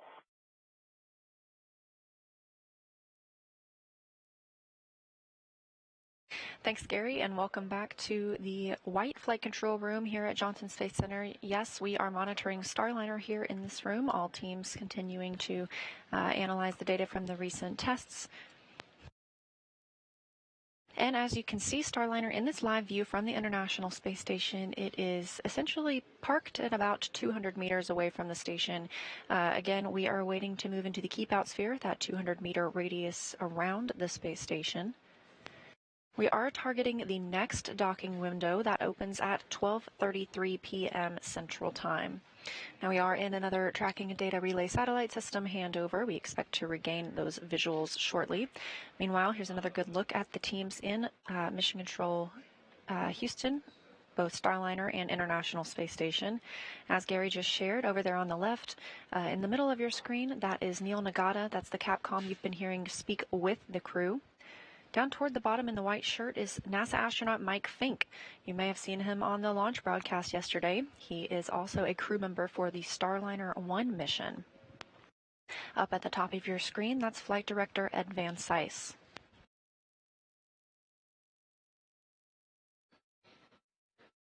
And Starliner progressing slowly through the approach corridor now. We've just reached 187 meters. 190 meters is the first distance, and Starliner's flight plan for docking. First milestone inside of the keep-out sphere. currently moving towards station at about 23 centimeters per second. We're going to continue our slow approach until the 10-meter point at which we have a planned hold where we will enable the NASA docking system, NDS, and then prepare for a final docking several minutes afterwards. Starliner is directly lined up with the Node 2 forward port. That is where it will be docking today. Also docked to the Node 2 port are the SpaceX Dragon spacecraft. That's on the Zenith side. So once Starliner arrives, we will have 2 American crewed spacecraft at the International Space Station.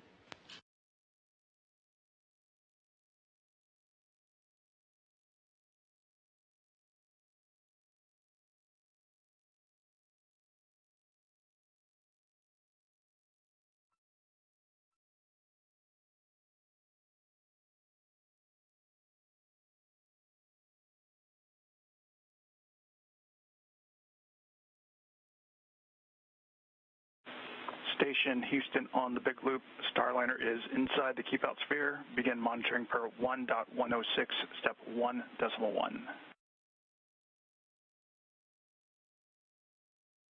1.1, 1.106, And with Starliner inside the keep out sphere, this is the second of those 2 invisible boundaries that we use to govern arriving and departing spacecraft. The first is the approach ellipsoid. That's when our joint operations begin between the space station and the Starliner teams. Now, the keep out sphere, we had to wait outside of this location for a go. You have to have at least 4 orbits safe before you can move into the keep out sphere. That means if you were to lose control of your thrusters, you would not move inside that boundary for 4 orbits. Just to make sure we're on the same page, we're inside the keep out sphere, and we are in procedure 6.102, step 28 with you.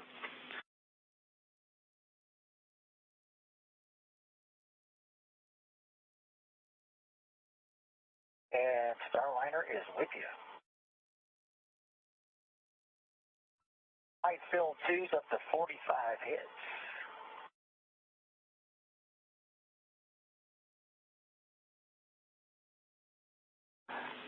And Barry, that is as expected. Those will reject up until 10 meters.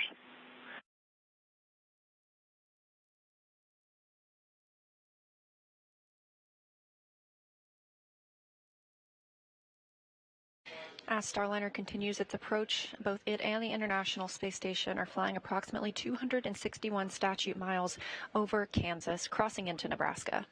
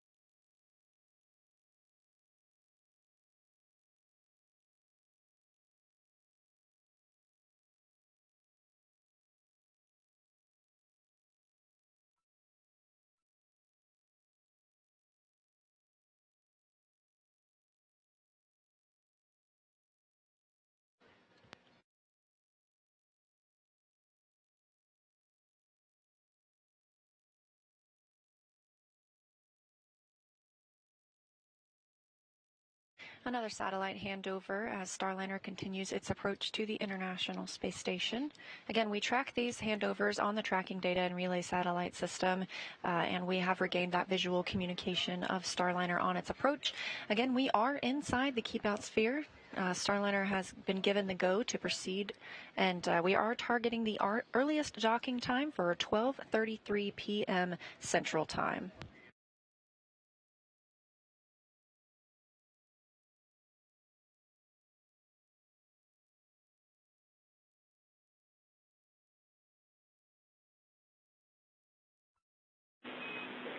And Starliner looking good on our current rates in. We're expecting about a 6-minute lighting hold when we get to 10 meters.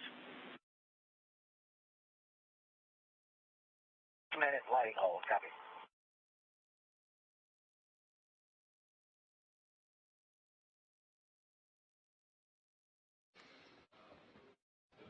Capcom, Neil Nagata, providing some status updates to Butch and Suni up in Starliner. They're still progressing slowly towards the 10-meter hold point. Currently right at around 109 meters away from the Node 24 docking port, progressing at about 21 centimeters per second.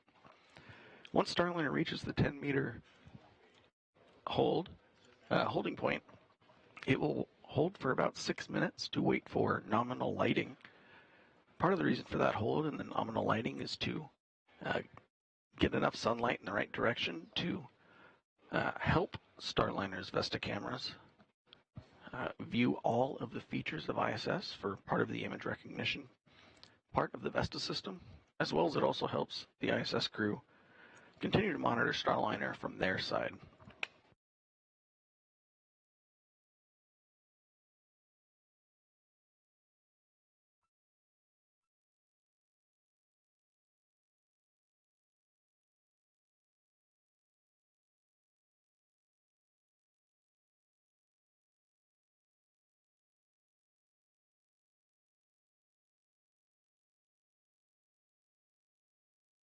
And just a reminder of the NASA astronauts aboard Starliner today. Commander Butch Wilmore, it is his third flight to the International Space Station after having been selected as an astronaut in 2000. He flew first to the International Space Station as a pilot on Space Shuttle Atlantis in 2009 and served as a flight engineer for Expedition 41 in 2014. NASA astronaut Suni Williams is the pilot for the CFT mission, or Crew Flight Test. She was selected to be a NASA astronaut in 1998. This is also her third flight to the International Space Station, the first one coming as a flight engineer for Expedition 14, and in 2012, a member of Expedition 32.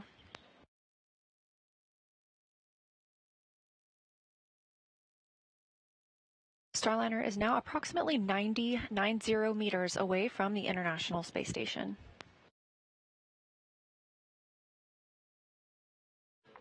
And at the 100-meter point of Starliner's approach towards ISS, it has slowed down to 0.1 meters per second, or 10 centimeters per second. It will continue at that lower rate until it reaches the 10-meter holding point.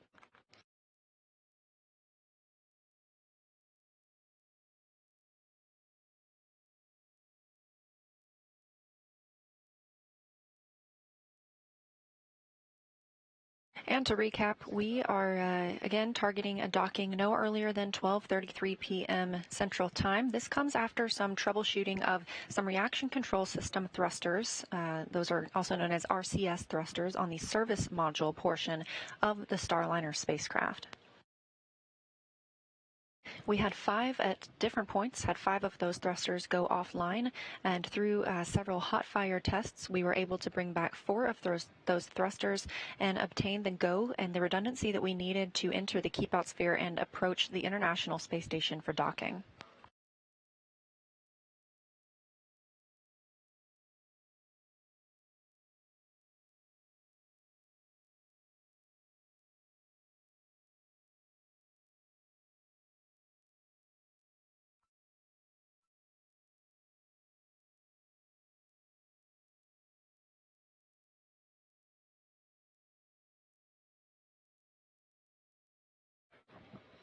Passing through the 80-meter mark on Starliner's approach to the Node 24 docking port, we'll expect another decrease in velocity right around the 50-meter mark. We'll cut it in half down from 0.1 meters per second to 0.05. Then further, when we get 30-meter mark, we will turn on Starliner's forward docking lights.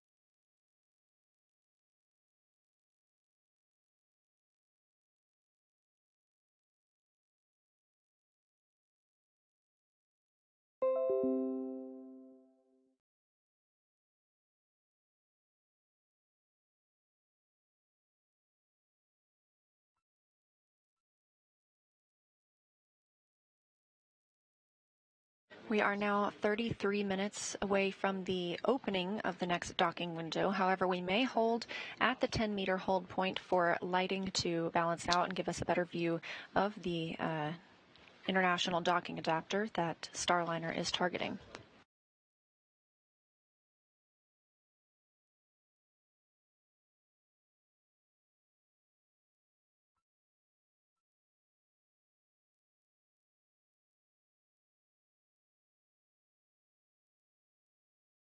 Starliner continues to use the VESTA system as it approaches the International Space Station. That stands for Vision-Based Electro-Optical Sensor Tracking Assembly.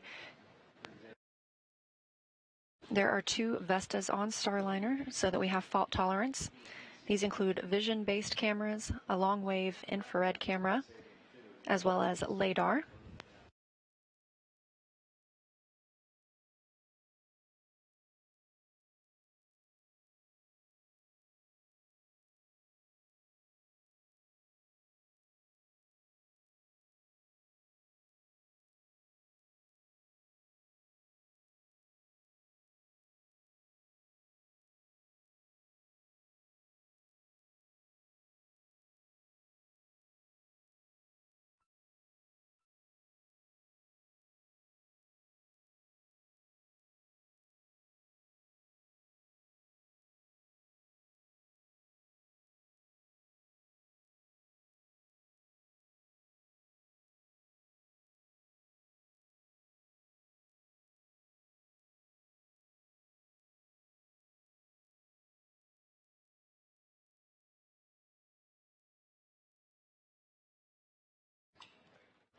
Starliner just passing the 50-meter mark. It has now slowed its approach rate to 5 centimeters per second, 0.05 meters per second.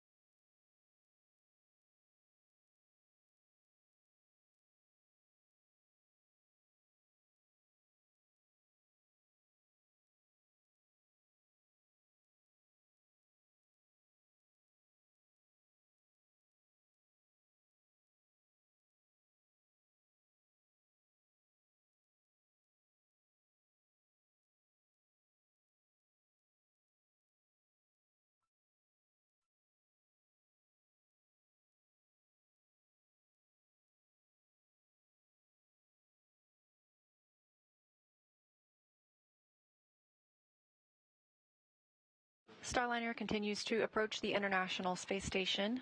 Both are traveling at approximately 17,000 miles per hour, but in these proximity operations, we have to move very slowly and precisely to line up properly with the Node 2 forward port. We are now about 44 meters away from that docking adapter. The next hold point comes at the 10-meter hold point.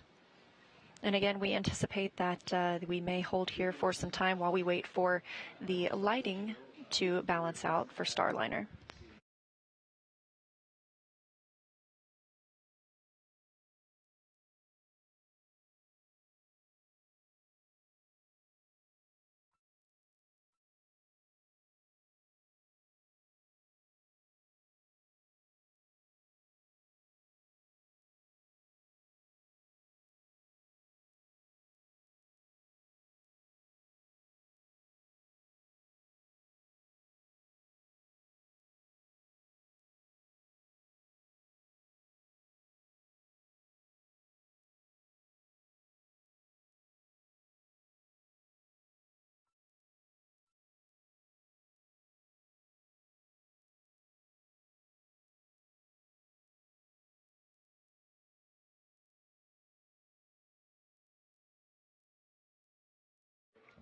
And coming up on 40 meters away from station, still progressing at about that 0.05 meter per second approach rate.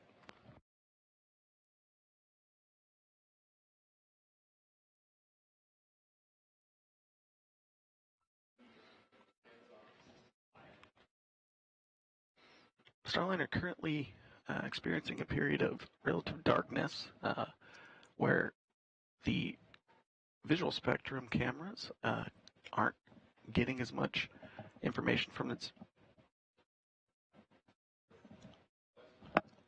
picture, but the LiDAR and infrared cameras are taking over for most of the data capture.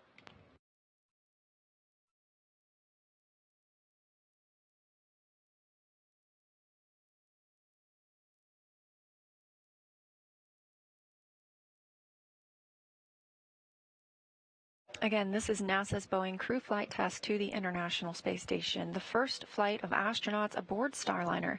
Today, they are carrying NASA's Butch, Wilmore, and Suni Williams, both making their third trip to the International Space Station after lifting off at 9:52 a.m. Central Time yesterday from Space Launch Complex 41 in Florida.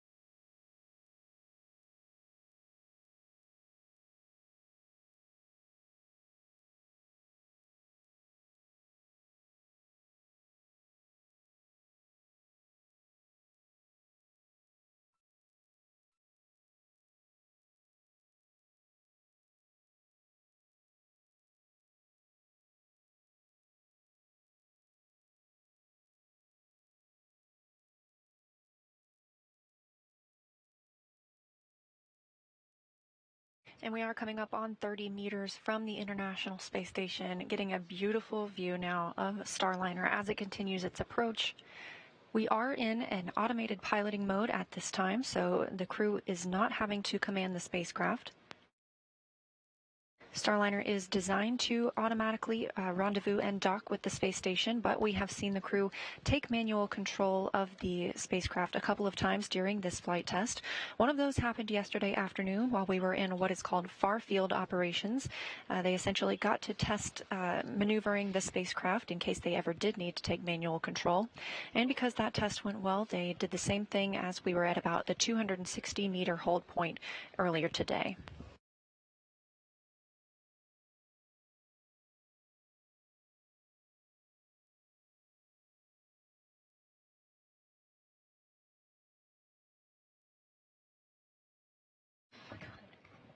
Just passed through the 30-meter mark, and you see the Starliner's forward docking lights turn on.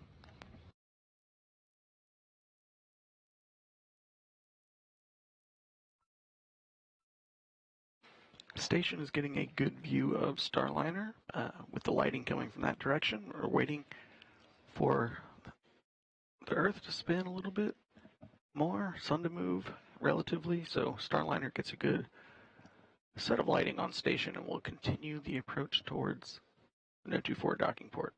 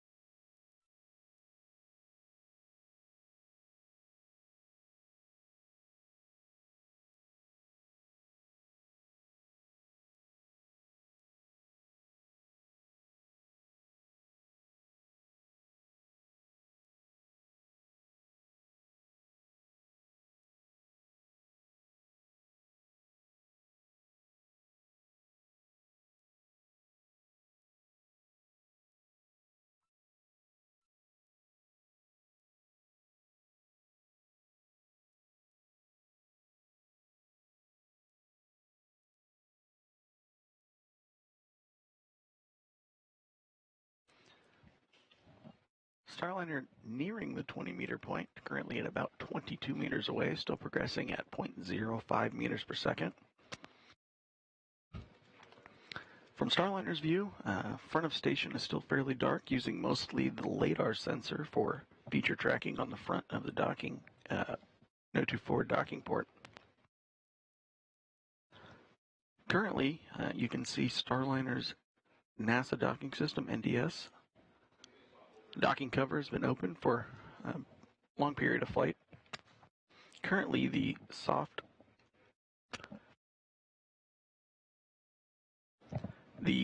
docking ring on the soft capture system is retracted. It's the inner metal ring on the front of NDS with the 3 pedals sticking out from it. Once we hit the 10-meter docking hold point, Starliner will extend the soft capture system, which is a series of motor-controlled arms.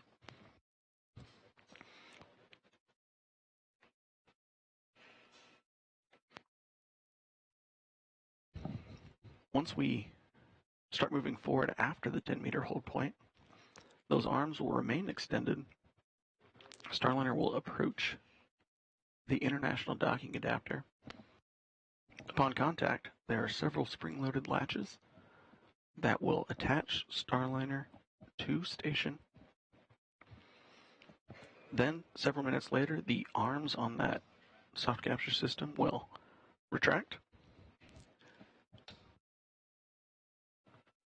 From there, there are several hooks that will securely latch Starliner onto that docking port, and then from there we will have hard capture. Right now we're currently coming up on 16 meters away.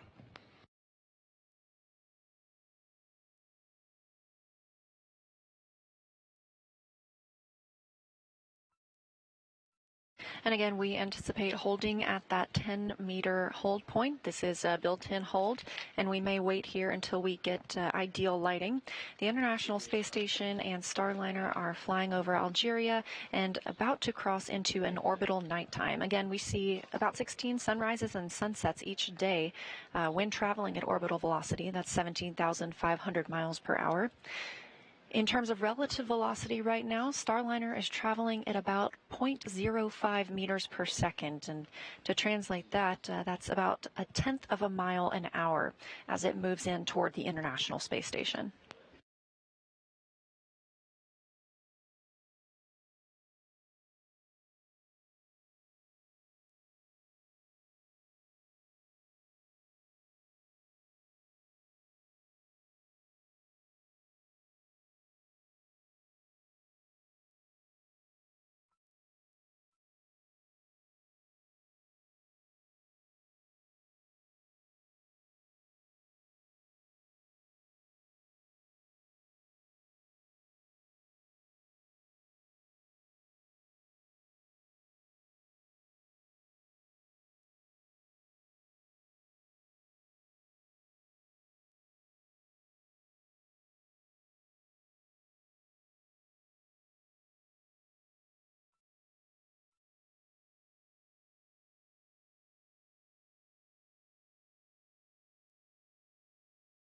And meter hold confirmed.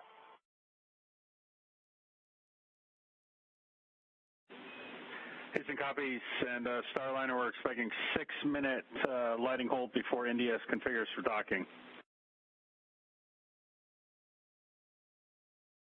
Okay. Station Houston on the Big Loop. Starliner's at the 10-meter hold point. ISS crew perform 1.106, step 1.2. Station copies on the Big Loop. Executing 1.2 of 1.106. ISS crew ready for final approach. Houston copies. Starliner Houston, got your fill-ins for your step 31. The maneuver to target align will be at 17:27:40. Expect final approach at 17:30. We're going to have 47 minutes of margin.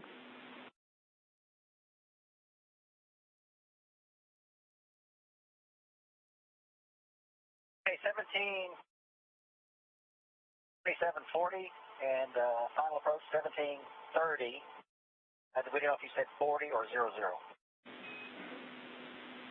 It was going to be, well, the time for final approach 17:30:00 with 47 minutes of margin, 47. Okay, 00 with 47 minutes of margin, copy.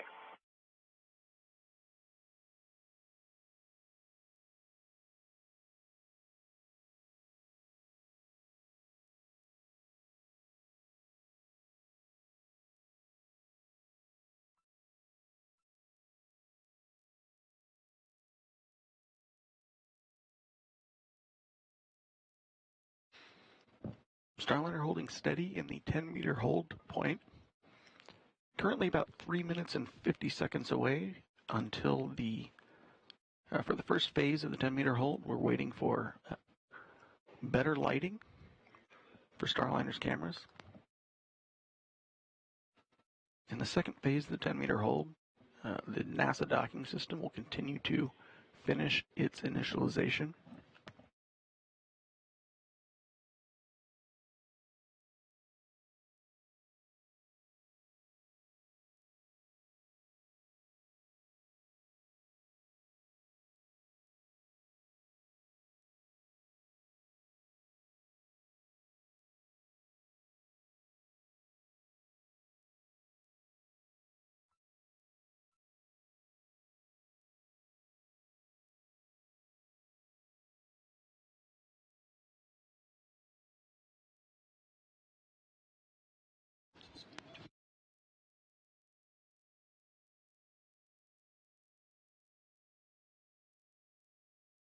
Starliner appears suspended in space as it and the International Space Station continue traveling at over 17,000 miles per hour. And again, we are anticipating an orbital nighttime here shortly. We are at the 10-meter hold point. This is a built-in hold for all arrivals. And we will continue holding here until we get the lighting that the teams are looking for to continue to press in towards that Node 2 forward port.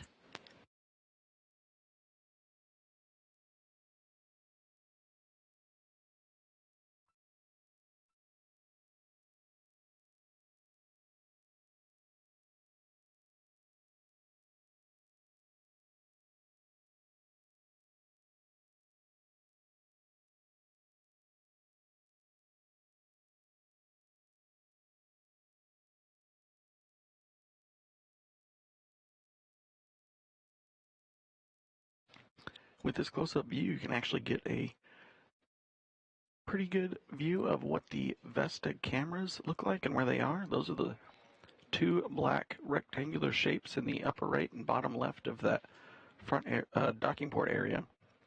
There's also an additional camera offset to the left, just above the orange data connection.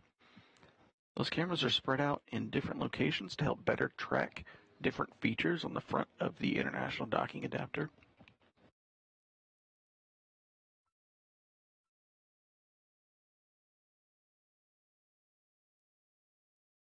And we are again in a satellite handover with the International Space Station. Station uses the tracking and data relay satellite systems, and we expect to regain visual communication shortly. However, we will still be at that 10-meter hold point.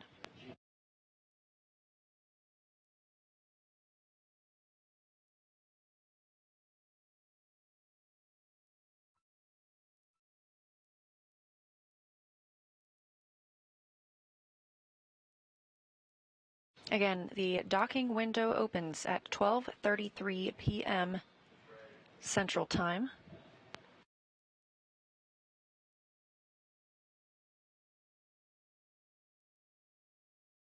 And we are in an automated piloting for the Starliner spacecraft, so Butch and Suni are able to continue monitoring its approach once we resume that, but they will not be needed to take manual control and fly in and dock the spacecraft. That capability does exist, and we tested some of that manual piloting earlier in the flight.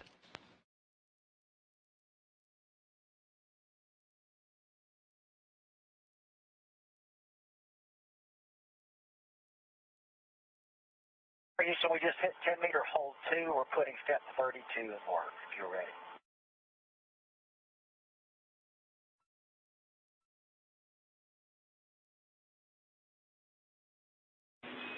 We are ready.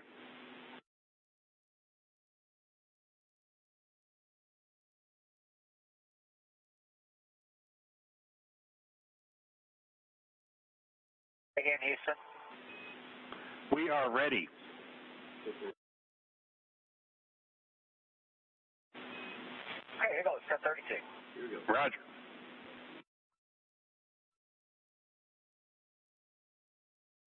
All right, NDS latch NEA switch is in enable. Roger.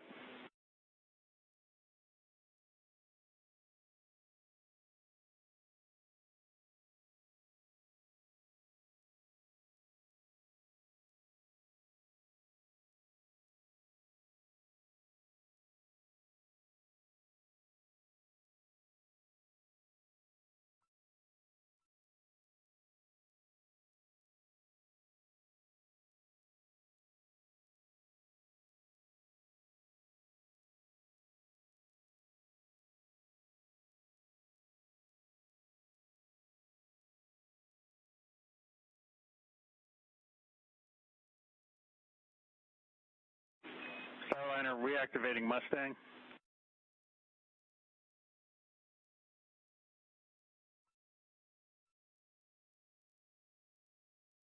Okay.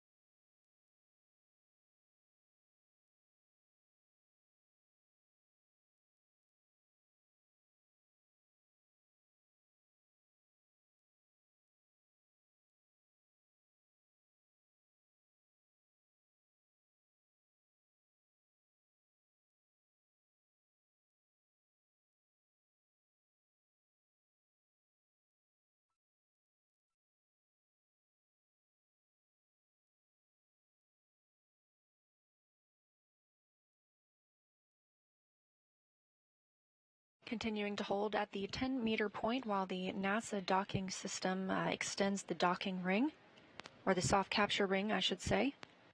Now less than 10 minutes away from the opening of the next docking window, again that coming at 12:33 p.m. Central Time.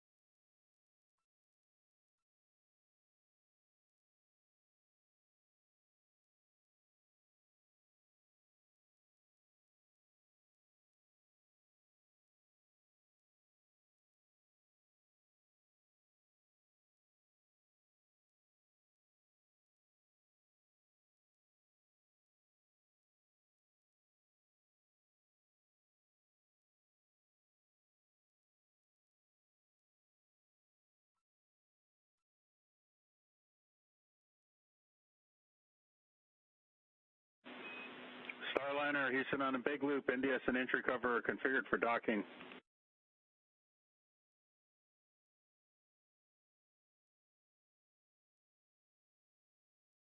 Starliner copies, we're ready.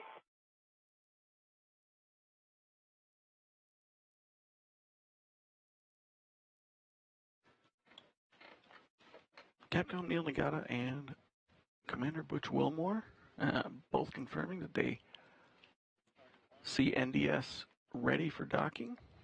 We're currently sitting about 1 minute 55 seconds away from the final approach ignition.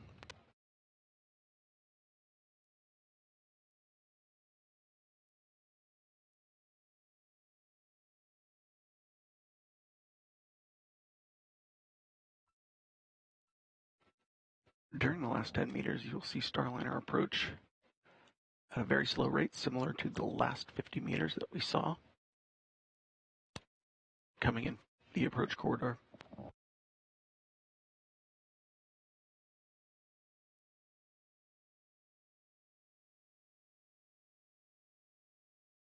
The view on the right of your screen in the larger box, that's from Starliner's Vesta cameras. This helps Starliner align with the International Space Station. Again, we are docking to the Node 2 forward port today. Window opens at 12:33 p.m. Central Time.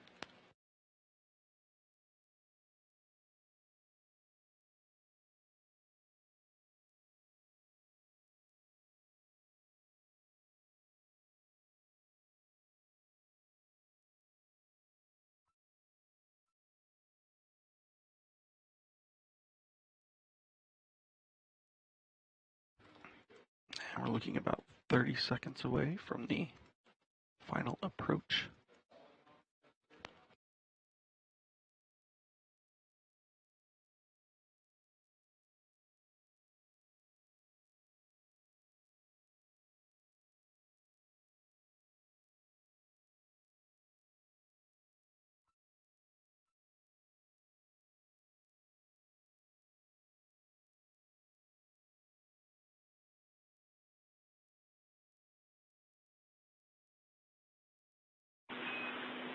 Starliner Houston on the big loop. You are go to command final approach with tap stop 4 OFM, trigger next.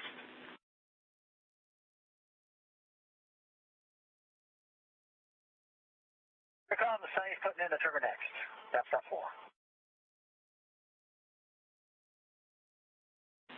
Station Houston on the big loop. For ISS crew, perform 1.106 steps, 1.3, and 1.4.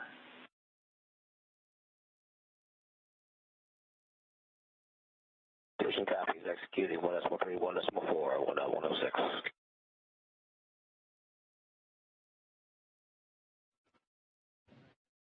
And the Starliner crew have gotten the authority to proceed for the final approach.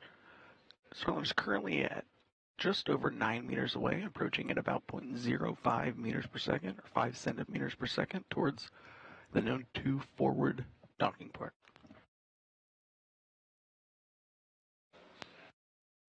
Again, NASA astronauts Butch Wilmore, the commander, and Suni Williams, the pilot, on the crew flight test today. This is an autonomous docking, meaning they are monitoring from inside Starliner, but the spacecraft is currently flying itself.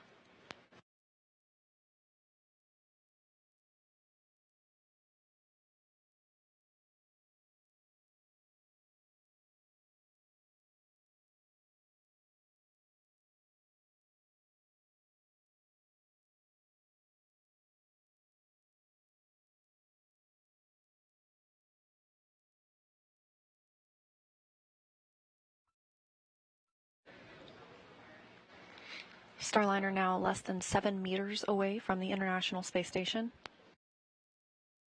All good calls on the ground.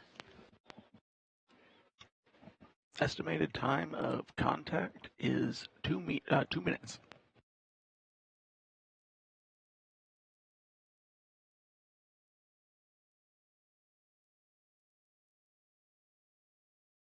Now approximately 5 meters.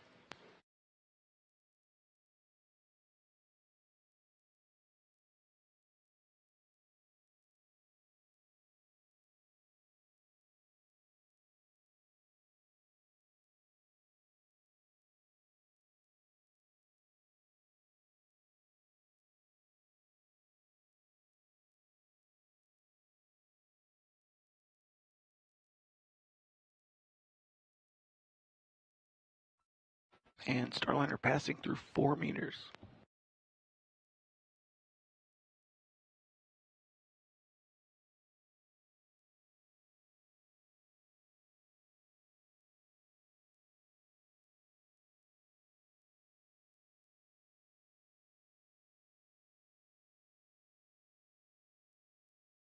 Now less than 3 meters away from the International Space Station. Good performance calls coming from teams in mission control.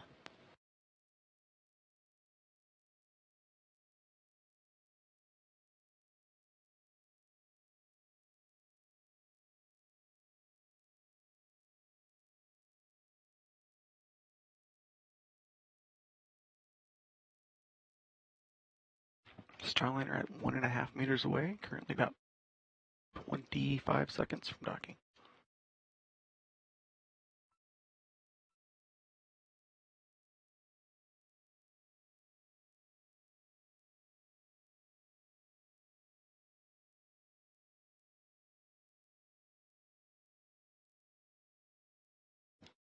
.5 meters.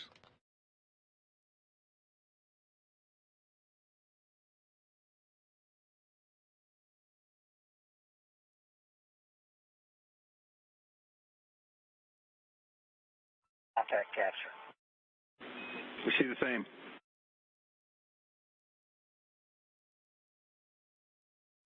At 12:34 p.m. Central Time above the southern Indian Ocean, we have confirmation of contact and capture of NASA's Boeing Crew Flight Test and Starliner aboard the International Space Station. Butch and Suni have made their arrival.